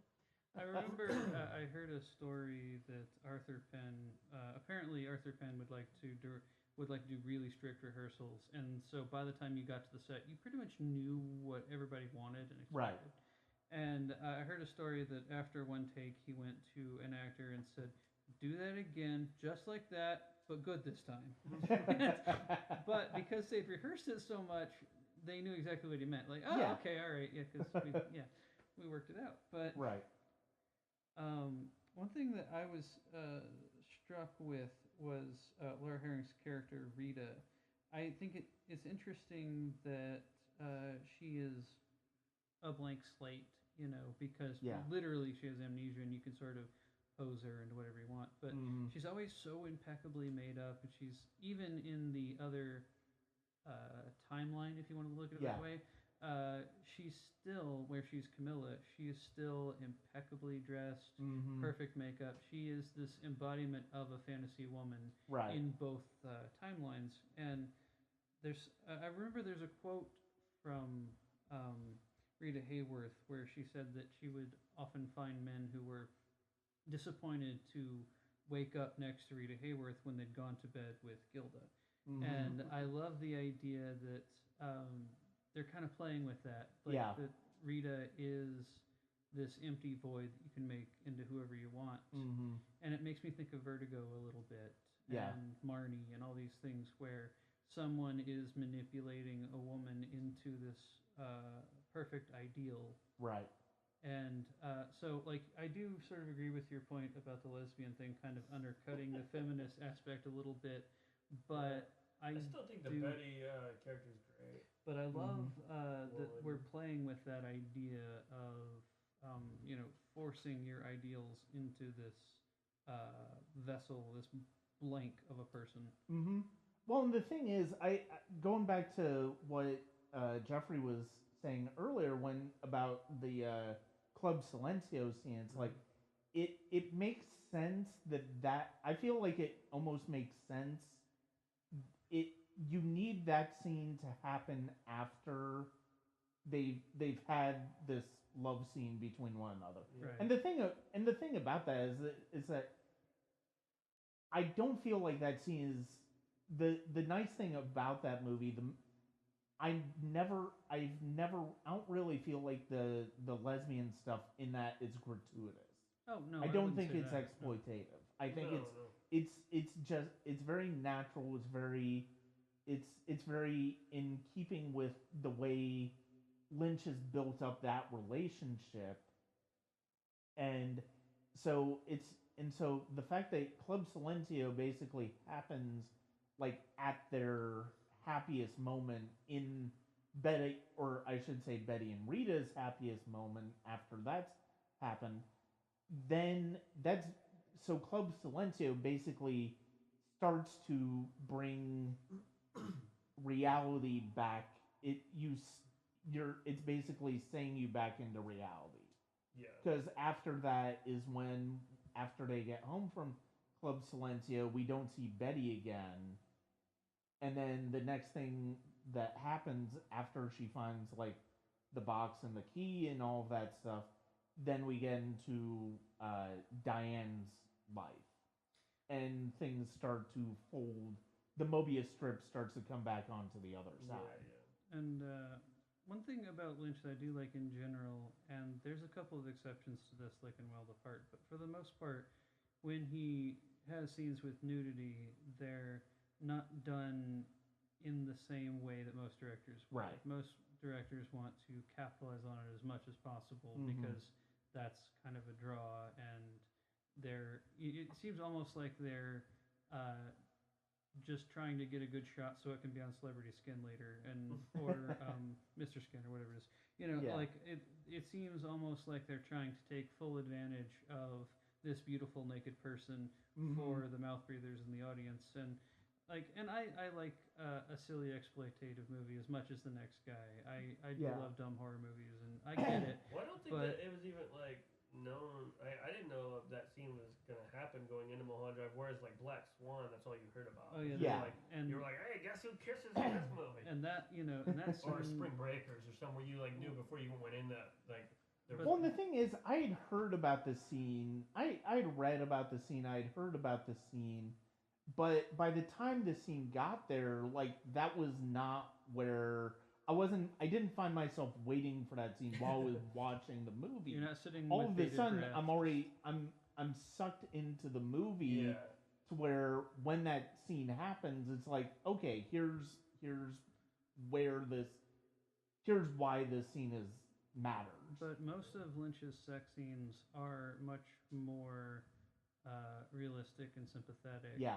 than just in general. Like, well, his first nudity was probably Blue Velvet. Oh yeah, And like that's like yeah. based on that real thing where like he was like as a Yeah. boy, some woman came running out of her house naked. And he knew there was. He always tells that story about how Right. he knew Yeah. something was wrong, that it wasn't like cool that she was naked. And that probably explains Some why. kind of a break in the domesticity. Yeah. Yeah, I mean that, and we can start touching a bit on Blue Velvet.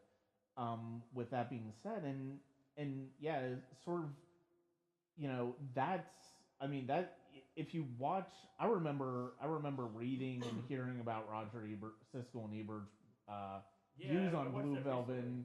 and just that, like, they hated it. They thought it was morally objectionable and all of that stuff. But it's like, I watched it again about a month ago, and I'm like, this is not like this movie is not like playing.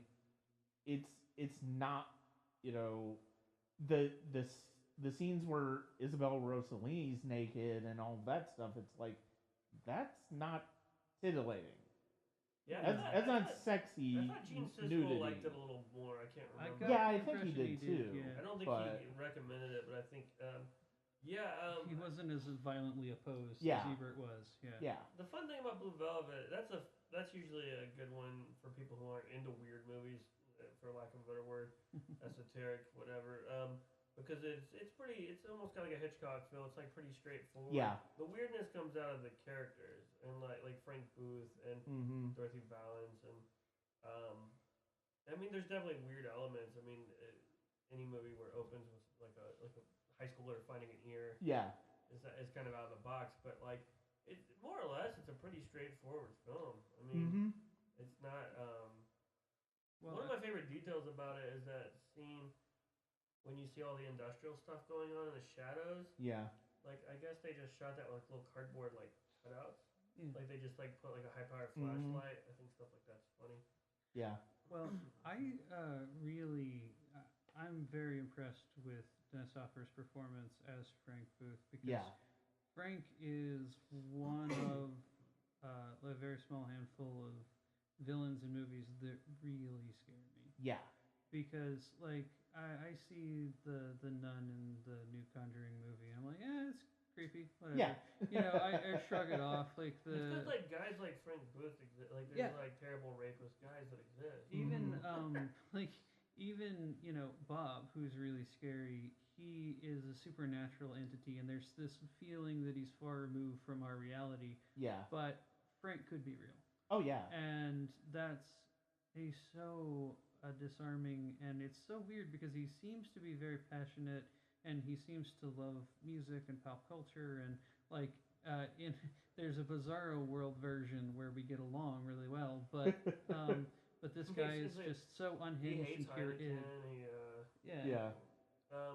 Yeah, it's a really. I think it's one of his best characters he's written. One of the funniest. I mean, it's like. I mean, those rape scenes are like terrifying, but they're also ridiculous. I mean, I got any hardcore Lynch fan knows the.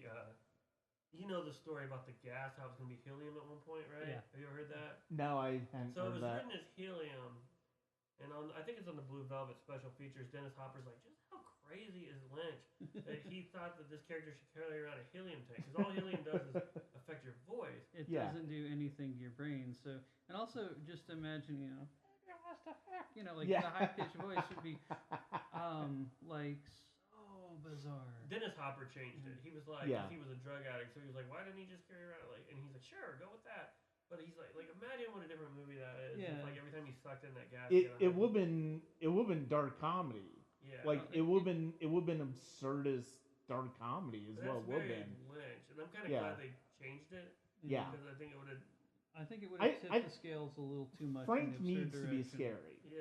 Yeah. And if you have him talking in a high pitched voice because of helium for most of the movie, it's just funny and weird. Well, and that's one of those things that, as an idea, something to talk about, I think is hilarious. But I Yeah. don't think it would have worked in the movie. Mm-hmm. And apparently, like they did a couple takes that way, and there was just something wrong. And Yeah. so he's like, "Well, I know drugs. I know what I've done. I know what it can do to me. Yeah. So just trust me." And like, okay, and they did it and it worked out. Mm-hmm. But and I think it's really interesting that Dennis Hopper, especially at that time, because this is pre Hoosiers and all that, Yeah. he was considered a very sort of dangerous figure because he, Yeah. Reputation and he he was in most cases a terror to work with, and he had the drug problems and all this stuff. So, it was a very apt casting in a way. Yeah. Well, and I'm the podcast. One of the podcasts I'm listening to, 80s All Over, is talking about has started to talk a little bit about Hopper. Yeah. And how, like, the sort of early to mid 80s is when he started to reinvent himself after really falling off the cliff because of drugs and all of that. and culminating in Super Mario Brothers. Oh yes, of It's a Yeah. masterpiece. yes, yes. I really like him in Waterworld. Yeah. I like. Well, in Speed, He I has mean, a- he he has- was, Oh yeah. He- It's good. Yeah. yeah. Waterworld, he has the best line of any villain. He says, "Man, this guy's like a turd that won't flush." Remember that? 'Cause And I know, I make a lot of jokes about the cigarettes and stuff, but like he's really good in that movie. he's great. Yeah. Waterworld's underappreciated. But yeah, Blue Velvet. That was the first one I loved because I'm like you. I went to go see Lost Highway. I enjoyed it. I loved it. I mean, I liked it a lot, and I was intrigued to see more. And then I went back, and that was the first one because when I went back and saw a couple, Mm-hmm. I was like, wow, this is something here. Yeah. And that's kind of one that got me I hooked. think I had the same basic feeling because I saw a lot of them at around the same time, but that was one of the first ones that I could really go, okay, I see where he's going with this, and I see what he's trying to do. Right. And then it made the more obscure the more bizarre things kind of easier because I have a link now. Right. And Yeah. I That fake love bird noir is films really and things. great. So yeah, Sorry. that's cool.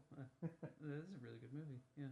Mm-hmm. But like it was so easy to use that as a link to the other things Mhm. because there's so much about that movie that I can relate to, and like I understand detective stories. I understand, and I love that I don't entirely understand the plot. Like Yeah. I don't know It's- what the drug it's one of the- thing it's one is of the- all about. Yeah, it's one and of those film noirs where it's like you do kind of lose the plot a little there's bit. a bit of It's a like, big sleep in yeah. there where you're just kind or of it's like, okay, yeah. this yeah, is- and that's kind of what I love about it, and Mhm. I found that very inspiring too for something I wanted to write. There's a detective story that I had in my brain that I could never make work because it was inherited from the general idea came from a Greek myth, and I was like, well, the plot's too thin; it's never gonna work. And then somewhere along the line, I was watching Blue Velvet, and I'm like, oh wait, I can just make it all about the characters and Yeah. sideline the plot as much as possible, and people won't notice. Yeah. Yeah, and so it was one of those. It was partially just personally gratifying, like, thank you, you've helped me unravel this thing now. Mm-hmm. So Yeah, I mean, for me, Blue Velvet is a movie I think I respect more than I genuinely love. I think it's a very good film, but I don't know that it's not something that I mean, it is, I recognize as a very well-made film and a very fascinating film, especially in the filmography of Lynch. Yeah. But I don't know that it doesn't have the even something that I think is not as good, like Inland Empire. I can't get Inland Empire out of my head. Like when I watched Blue Velvet about a month ago, I'm like, okay, I didn't remember a lot of this movie, but I remember a lot of Inland Empire. And it's like, so even if I don't necessarily love Inland Empire as much as, say, Jeff does, I'm never gonna forget Inland Empire, and it's because of, ultimately, even if I don't think it's a great movie, I think it just has a pull with me that there's a reason it's in my collection, and it's because of the fact that it just had an unusual impact on me that just I didn't expect, and and just is is something that I do revisit every once in a while because of the fact that it's just so fascinating to me. Well, for me, there were a couple of individual scenes that really stuck in my head, like Dean Stockwell Yeah. with In Dreams, and Brad Dourif with that dead snake in the background, and like Isn't Jack Nance? He's in that. He's in yeah, He's in that gang. Right? yeah, he's in the gang too, yeah. And there's Yeah. like some of the Joyride stuff and the quoting love letters with the lipstick on his face. Like a lot of these images are just burned in my brain in such a Mhm. weird way. And the first time I saw that, I didn't know the song Love Letters, so I heard it later and it sort of seemed familiar, and then I saw the movie again, like, oh, okay, now I get the whole straight from a gun thing, yeah. They used that Love Letters in that Killing Me Softly movie in a slow motion scene. It kind of bugged me because it's so to me Love Letters and that Roy Orbison song and Dreams are like They're kind of owned by this film. yeah, Mhm. it'd be like taking like Singing in the Rain from Clockwork Orange or something. You know what I mean? Like like once someone's used to it, just kidding. But no, you're absolutely right about Clockwork Orange and Singing in the Rain. It's like all I think about it now. basically I know like And even though the Stuck in the Middle movie of You and is Reservoir Dogs. There's just like yeah. there's just songs that that was a bad example, but there's just songs that are like in a movie that you're just like like that becomes its thing, and like it just was weird. Like Killing Me Softly wasn't that bad of a movie. Mhm. It was that Brad Pitt picture. Yeah. That But no, that was no. I mean, Singing in the Rain's a fantastic example because it's a Okay. weird example because obviously there's also the Singing in the great Rain? like Well, Stuck in the Middle movie. of You is probably a closer to the bone Which one? kind of example. Yeah. Stuck in the Middle of You is with probably You. Yeah, closer yeah. to the bone there, yeah. I feel like I've talked too much about Quentin Tarantino as is. But the thing is, if somebody told me that what they remembered about Singing in the Rain was Clockwork Orange, I wouldn't be surprised. 'Cause I they're wouldn't. forever It wouldn't linked, strike yeah. me as unusual because the way Kubrick uses that song is almost as is every bit as iconic as the The original Gene Kelly. origins. Right, yeah. So Speaking of that, I think it's really funny that that Here's Johnny line got into Shining, but because Kubrick didn't know that that was a reference to the Yeah. that he'd never seen that. I just think that's hilarious. Right? But yeah, but yeah, I think Blue Velvet definitely has like really iconic music. They re-recorded Blue Velvet with Bobby Vin and had to like change the temp, like they had to change the pitch of it. pitch because Yeah. his voice had dropped. Yeah, that. Well, one thing I think is interesting that we're talking about that and Inland Empire in the same discussion, because I feel like while they're both great, Inland Empire is very experimental, and whereas Blue Velvet is in some ways him at his most disciplined. yeah. Because he made essentially a 4-hour movie and then cut it in half. Yeah. Like he had it in. It was in the contract that it couldn't be over 2 hours, and I think I read it that it's one frame under 2 hours. Like yeah, he it's cut it to right the bone. there. It is And right there. I love the idea that I made this really crazy unwieldy thing, and I cut it in half, and I delivered this product. Yeah. And it's kind of a great marriage of art and commerce, because I'm sure he could have made a 4-hour movie that would have been great, but I kind of like that he cut it back. And the same thing with Firewalk with Me. I love that there's an hour and a half of deleted scenes, because he could have made a 4-hour movie that everybody, like the fans, would have been into it, but I love that he said, no, let's just cut this to what's important. And Yeah. There's something kind of interesting about the discipline there. Yeah, and it's fascinating. It's interesting to me that when you consider like his first feature was Eraserhead, which is extremely experimental, which is extremely surreal, Very esoteric, yeah. but at the same time, his next few movies are The Elephant Man, Dune, and Blue Velvet. And yeah, Dune gets away from him, but I think that could sort of be attributed to the source material as much as it's David too Lynch. unwieldy to make one film out of. Yeah. And the fact that he followed up probably one of the most surreal directorial debuts in movie history, with movies that basically adhere much closer to known forms and known structures. Yeah. And then by the time he found his way back to that experimental, truly experimental, surreal, this Kind of bookend edge it, with Inland Empire is just kind of mind blowing. Well, and it's kind of fascinating because you can put 2 or 3 of these movies up as a double feature and say this is the range this guy is capable of. Yeah.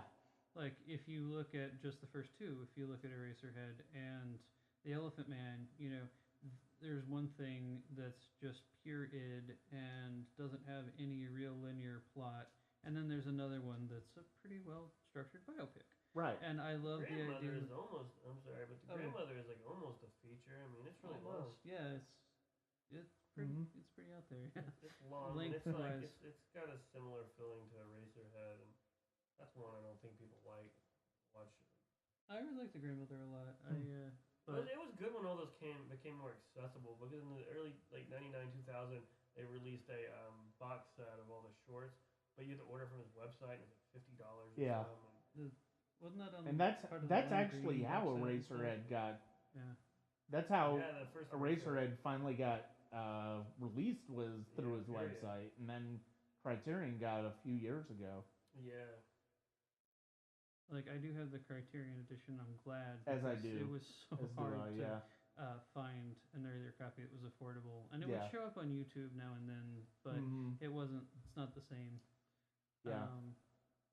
That's how I saw Jodorowsky's movies, was just crappy bootlegs. I have one with like Korean subtitles of El Topo, and it made me like want to like them more because they were so hard to get, and then they're just like out there for everyone now. Yeah. That's where I like the accessibility though. I think I want people to see movies. I don't want them to be just for. But it was fun, like tracking stuff down. Oh yeah, yeah. There's a sport to it that I appreciate, but it Yeah. is kind of wonderful to, especially because so many things, the rights holders are either holding it or they've died, and it's hard to sort out. So it's Yeah. nice that you can usually find something on YouTube that Mhm. has been orphaned. You Yeah. feel like a king. Like I'm like, bring me Douglas Sirk films, and like I go on YouTube. The other day I just wanted to watch Douglas Sirk. I was like, I didn't want to watch some Douglas Sirk movies, and like within 3 minutes I found Yeah. them. Like I like that because like my ultimate story was ordering Barton Fink on VHS for $29.99 from Suncoast Video and waiting a month for it to come in. And then like that last year, I was walking to Walmart and it was in the $2 bin, like Yeah. 2 or 3. I was like, geez, I worked so hard to get Barton Fink. Yeah, I hadn't even seen Barton Fink because I couldn't even find it to rent. I just was like, Yeah. I gotta see Barton Fink. Everyone talks about it. I had a similar thing with Penn and Teller Get Killed, Oh, yeah, where it yeah. was so hard to track down. I still have the VHS copy of it Yeah. because I've never seen it on DVD at all. Yeah, I And remember. like, I better hang on to it. Mhm. I called Blockbuster headquarters, and they were like, they checked everyone's database for Killer Clowns from Outer Space, and now you find that that's like Yeah, a it's in the Kroger. $5 Yeah. bin. Yeah. Yeah. I do think that accessibility is Mhm. better, but there is something fun about the chase. Oh yeah, definitely. Well, I think younger people are more objective because like we would work so hard. It's like buying a record without hearing it, and so like when like I wanted to like El Topo, Yeah. and so like it's a different viewing experience. It's like I'll get pissed off when I'll talk to some 17-year-old and he'll just be like, yeah, Seven Seals alright. Like Seven Seals alright. Seven Seals is one of the best. Like, but they watched it like in between like 50 other movies. Yeah. And Give them about 20 years to revisit, and I Yeah. wonder how they feel. Well, and Because that's the thing I've found. It's like and Seven Seal made me think about it. Like when I first saw it, I'm like, it's okay, it's good. I mean, I recognize it as a good movie, but it's like I think so much of when I first saw it, I was so obsessed with the idea of a guy playing chess with death. that wasn't in Bill and Ted. That what Yeah. I don't think I've ever seen Bill and Ted Yeah, actually. but No. It's the same thing. It's in the second one, right? Yeah, But Journey, the yeah, fact of the yeah. matter is, it's like I was so obsessed with that image of and it's like, so when it wasn't really the entire movie, it's like, okay. Also, the movie's really funny, and people think it's gonna be really like. But when I saw it morose and- 10 years later, I loved it. Yeah, I thought it was a great. great movie. I recognized what Bergman was doing a bit more. I don't even know if that was one. I just remember talking to some younger person, and they had like me. I would like barely get my hands on those movies here and there. But like, I'm sure if you just sit and you watch like 8.5, Rules of the Game, Seven Seal, like you're just gonna be like, yeah. After If a you while, feel like if 'cause if you you have feel to- like you're watching it for the sake of, oh well, a bunch of people said that this movie is great. Let me see it. It's like, yeah, I can kind of see that like going into, yeah, it's all right. But that's what's cool about movie watching is like it's not always objective. Like it Yeah. depends what mood you're in. Like I watched The Weatherman and I was in a really good mood and I love it. And I don't know if it's really that great. Like people tell me it's terrible with Nicolas Cage, but I love it. And Yeah, see, I feel like you and I are like the only people I know that actually really like I that like movie. that one too, and Yeah. that's the last Nicolas Cage movie I liked. you didn't like that Lieutenant, the Werner Most Herzog? I have that one, but I haven't watched it yet. It's all right. It's I really But, like it. Like, so I mean, I need to see that one, but every now and then I'll watch like every fourth or fifth movie he comes out with. Like I saw Mom and Dad recently, and it was just not that great. But yeah, I keep so tragic trying. 'cause he's so skilled. He's Like I keep trying to like him again, and I'm like, I know you're He gets a capable of bad these great rap. things. Have but- you seen the preview to Mandy? No, That's coming out. no. That's his next one coming out. Looks really good. Yeah, Looks I really like him. out there. So Yeah, my point So- was that like you do like film, you do have the subjective viewing of film. I mean, whether you, like even if you like you do like review movies, it doesn't matter how clinical you want to look at movies. Part of it is like what kind of mood you're in. Because like Yeah. the first time I saw 8.5, which is my favorite movie, I got a VHS copy with white subtitles. I was like, oh, that's his wife. Like, and then like it was hard to follow because I don't Yeah. speak Italian and I couldn't read all of it. And like yeah, so it's like I don't know if like if I was like from Mars and I just sat down and watched every single David Lynch movie, how I'd feel about it, how I'd rank them. Inland Empire definitely wouldn't be my favorite. I just it's not my favorite now necessarily. I just it kind of depends what you bring to it. That's something I Yeah. find really fascinating about film. That's why I go back and watch movies. Oh yeah. I've had this thing with Paul Thomas Anderson where, me and you are around Brian and I are around the same age, and so I followed his career. When Hard Eight came out, I read all about it. That's the year I got super into movies. I love it, and then like I was super let down by Boogie Nights and Magnolia, which we've talked about. Yeah, we've talked I about just that. rewatched You and Boogie I are very much in the same boat with that. But I just rewatched Boogie Nights and like really liked it. well, the thing is, And like everything I hated about it, I'm sorry, but everything I hate about it before just some reason didn't bother me. Like the tone of Boogie Nights being like really uneven and like Yeah. the very obviously like Scorsese / Altman.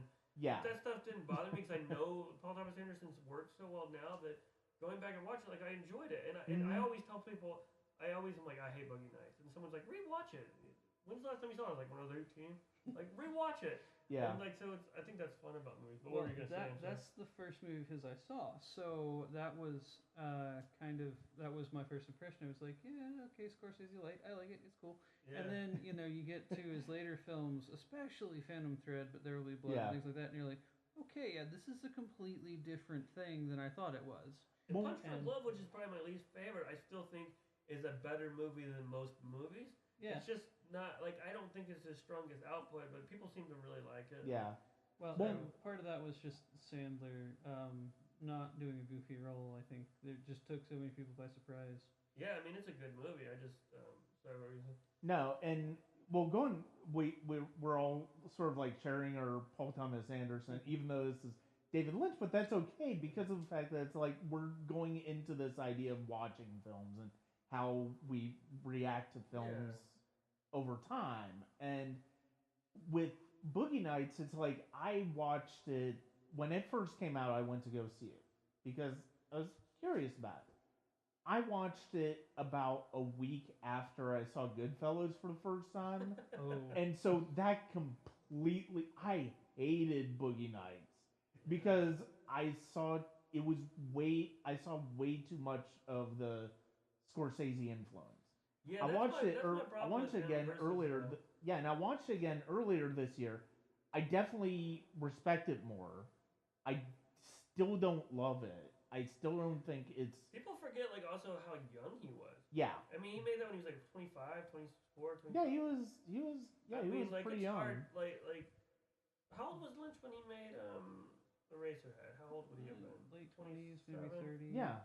I forget exactly. Okay, well, but like It's like Robert Rodriguez as a 23 or 24-year-old making these really polished action movies. And Yeah. I see what you mean. Yeah. I mean, he definitely found his feet with There Will Be Blood, where he was like, I'm my own director now. I mean, because like, Punch Drunk Love. Probably. I feel like it started with Punch Drunk Love. Yeah, Punch Drunk Love. You see and I haven't seen Hard Eight in forever. I just like I don't even. It actually still holds up. It's funny because him and Tarantino are friends, and you can see the Tarantino influence. But I feel like Punch Drunk Love was when P.T. Anderson really started to find his voice. Yeah. And then There Will Be Blood from there on out. It's like, I mean, it's all him, and it's very much his voice. So.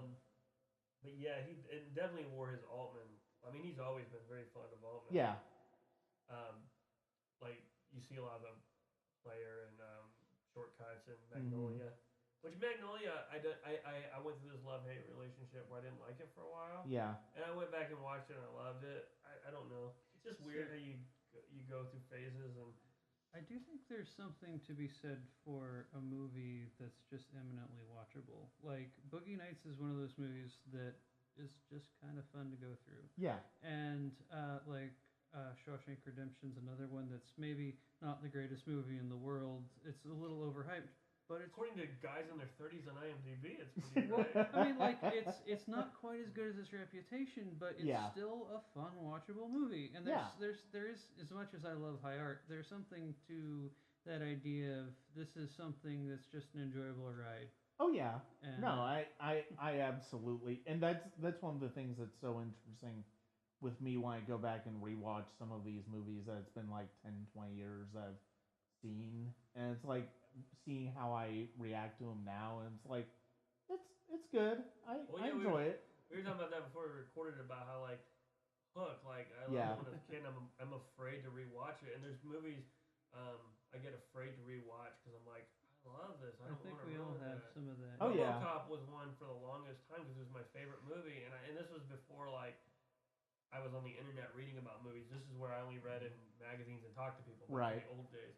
And I went, and then I realized how brilliant RoboCop was. Like it was beyond what I knew. Like as a kid, I watched it on like just this hyper violent. I didn't get the social commentary and stuff. Yeah. And that's one thing we can. I know we've like kind of segue back into. God, of course, but one thing I do love about Lynch is how unpolitical, like how he just makes movies. Like he doesn't have like. Doesn't even seem like he really has a philosophy.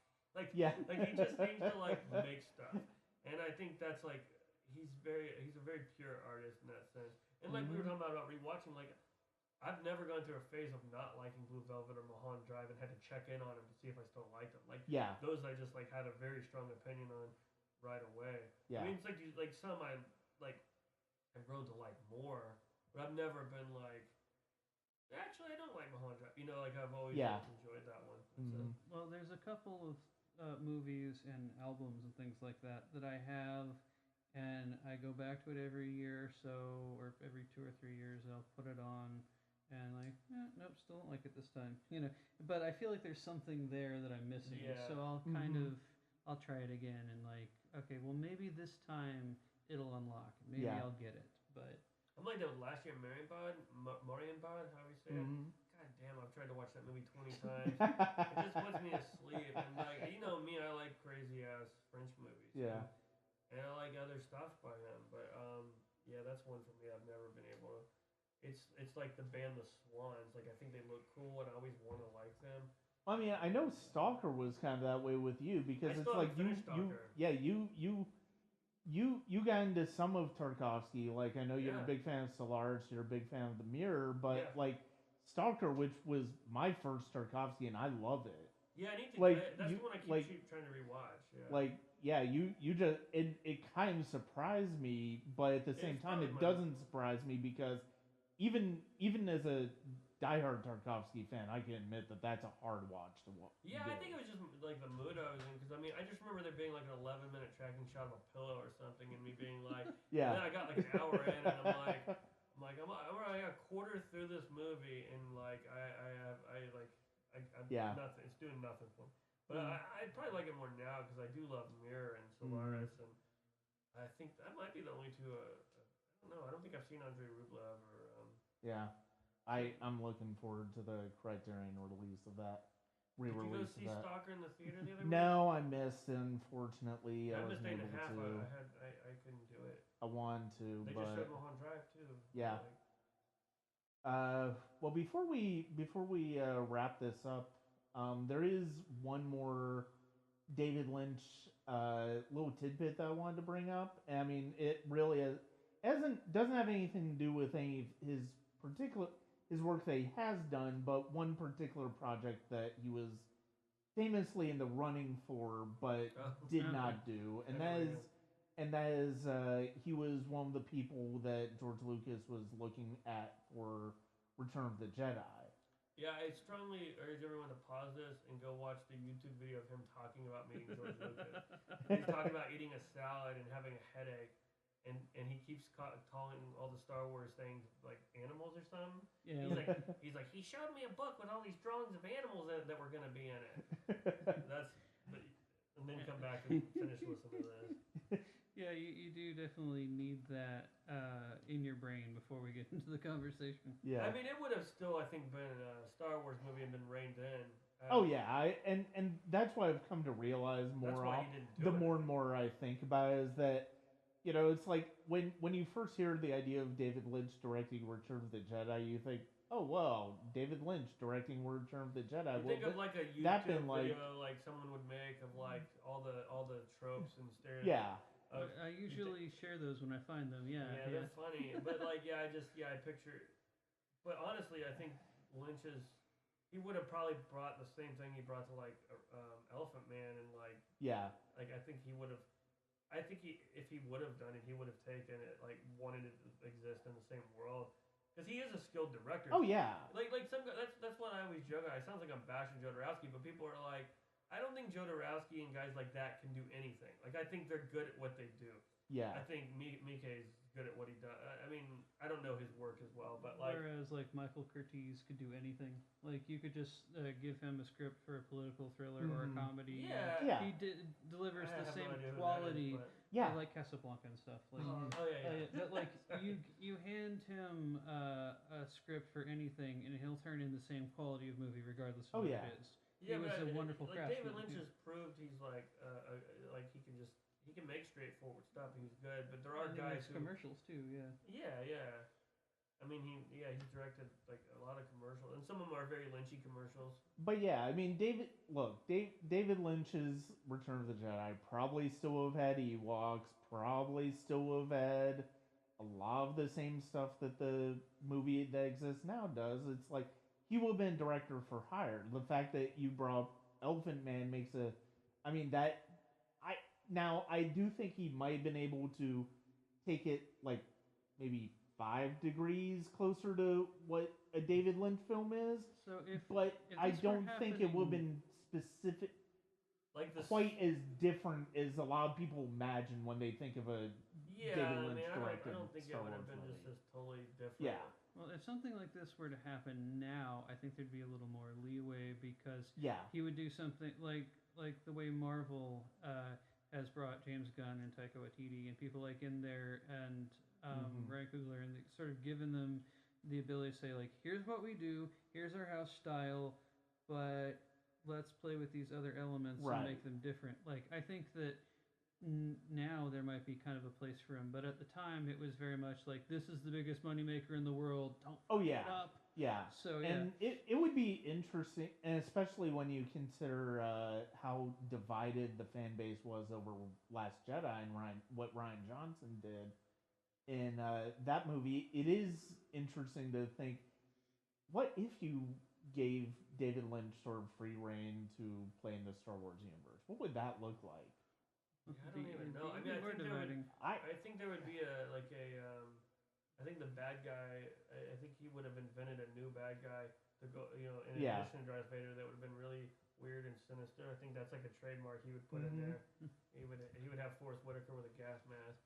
Or he would have had a hole in his cheek or something. Yeah. Yeah. But that was just something I wanted to bring up because, I mean, it's like I've talked about Star Wars a lot on here, and it's like Oh yeah. I never have actually talked about the possibility of David Lynch doing Return of the Jedi, but since we're talking about David Lynch here, I did want to bring it up. Was it? No, it wasn't Lucas. It was Spielberg, right? That Kubrick showed Eraser to and said that was his favorite movie. And apparently, when he was making The Shining, that was kind of a touchstone for him. Like, I want to make a movie that feels like Eraserhead. And yeah, that's pretty great. But also, I read this recently, and I don't have a second source on it. So if somebody's wrong, tell me on Twitter. I'll find out. But there was apparently Lynch was offered Fast Times at Ridgemont High at one point. And I've never heard that. It was one of those cases where I think it was one of those things where they're like, yeah, I like your movie, I just want to meet you. Okay, you're not. No one's gonna go for this. Okay, nice to meet you. I would be fascinated by. I feel like more of that movie would have been about Spicoli. Rest of it, the rest of it wouldn't have been as interesting to him, and it's like it would have been like a 2-hour movie, and like half of it would have been like Phoebe Cates, all those characters. Is like, yeah, those. I'm not as interested in that stuff. Well, that's honestly, you have, because pop culture's quoted it so much. Yeah. I've seen every scene of it a dozen times. It's a fantastic movie. Coen Brothers, they were supposed to do the first Batman, and they were like, hell no, we're not doing Batman. and in their book, they talk about how like he has nightmares that he wakes up and Ethan has accepted to direct a Hulk movie or something. Because they just hate on stuff. But like I always thought the Coen Brothers doing Batman would have been hilarious. Just the humor in it would have been so. Coming off of Raising Arizona, that would have been great. Yeah, that's a very specific point in time too. Yeah. For them, because it's that and Blood Simple and nothing else. Yeah. So, but yeah, actually, that's one thing I did want to get into briefly before we wrap up is. I think David Lynch's relationship to popular culture is kind of interesting because it's so common now for us to just reference other movies or songs or something that's in the popular media, and I'm a fan of both these people, but Kevin Smith and Quentin Tarantino, and the way they do things is very much on the nose. I'm a fan, and here's what I'm a fan of. But I like that David Lynch is very stealthy with the pop things. Like, they're quoting song lyrics, or there's just a dumb joke buried, like Ben Horn's old-fashioned sensibility. Like Ben Horn's brother is Jerry, Ben and Jerry. But like the scene doesn't hinge on it. It's just like if you notice it and chuckle, you're good. But and I think that's kind of fascinating, especially now, because so much of our media is remixing other things, right? And like, sorry, go ahead. While I've liked the more recent Star Wars movies, I kind of feel like there's not enough of that in them. Like, it feels like their only point of reference is other Star Wars movies. Yeah, and I feel like they're boxing themselves in too much. Well, and I think that's one of the things that I really liked about Last Jedi is I feel like Rian Johnson's sort of pushing it out of the box that like Force Awakens is very much in a lot of ways it's very much a carbon copy of New Hope. Oh yeah, definitely. And following the same kind of blueprint as Return of the Jedi, which did the same thing. But with Last Jedi, in terms of the structure, in terms of the way the story plays out, the way you see Luke's character arc in that, it's like he's trying to push. He realizes that Star Wars can't stay the same. Well, and honestly, I really liked that movie, but I wish it had gone further. Like Yeah. there were so many of my favorite things where when Snoke tells him to take that stupid mask off and all Yeah. this other kind of stuff. Like I loved a lot of those moments that were casually disrespectful, like the calling it a laser sword and throwing it away and things like that. Yeah. What about the milking of that thing? Yeah. Sorry, that's all I remember from it. But like I don't know as much about Star Wars. if I had been given the chance, I would have pushed it further because Yeah. I feel like it was this thing that was a hodgepodge of references to other things and ideas from other places, and now it's kind of just too streamlined. Mm-hmm. But I do love the way Lynch is able to kind of stealthily kind of sneak things in. I love that the character named Gordon Cole is a throwaway character in Sunset Boulevard, and that the car from Sunset Boulevard is in Mulholland Drive. And I love that there's all these things that are kind of there as Easter eggs if you want to find them, but that in no way does your enjoyment of the scene hinge on knowing that. Right. I love that you don't have to get the reference in order to understand what's going on. Mm-hmm. Like my jokes.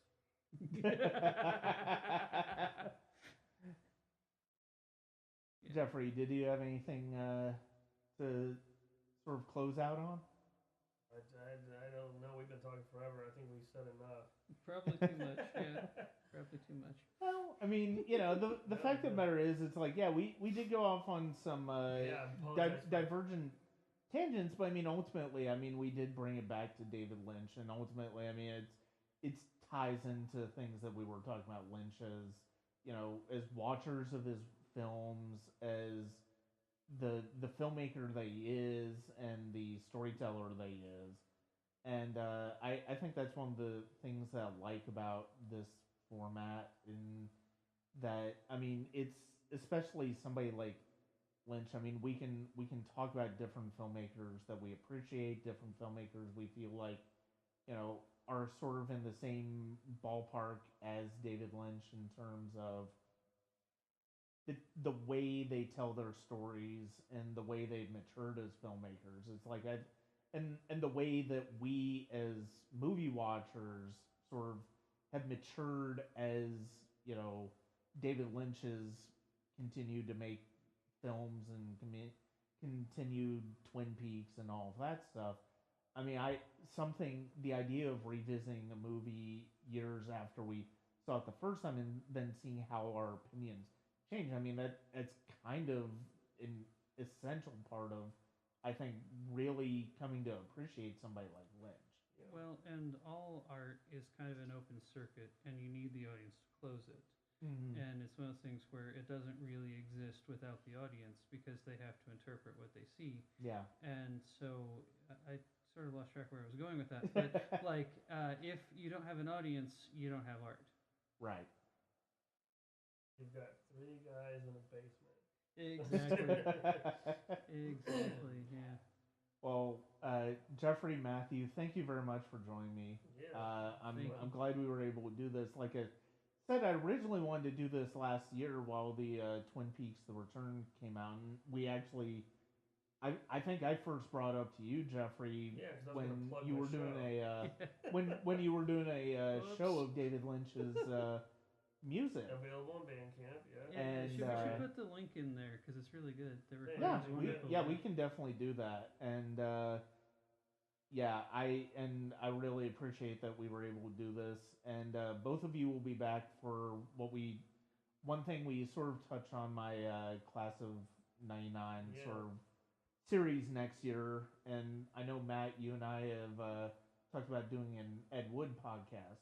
Yeah, we talked about Ed An Wood. episode of Ed It's a Wood. nice movie. Hinted at a Hitchcock thing at some point too. And Yeah, and I mean, I don't know when that one will go. I'm not going to commit to Hitchcock anytime soon. But yeah, I mean, I definitely want to do one.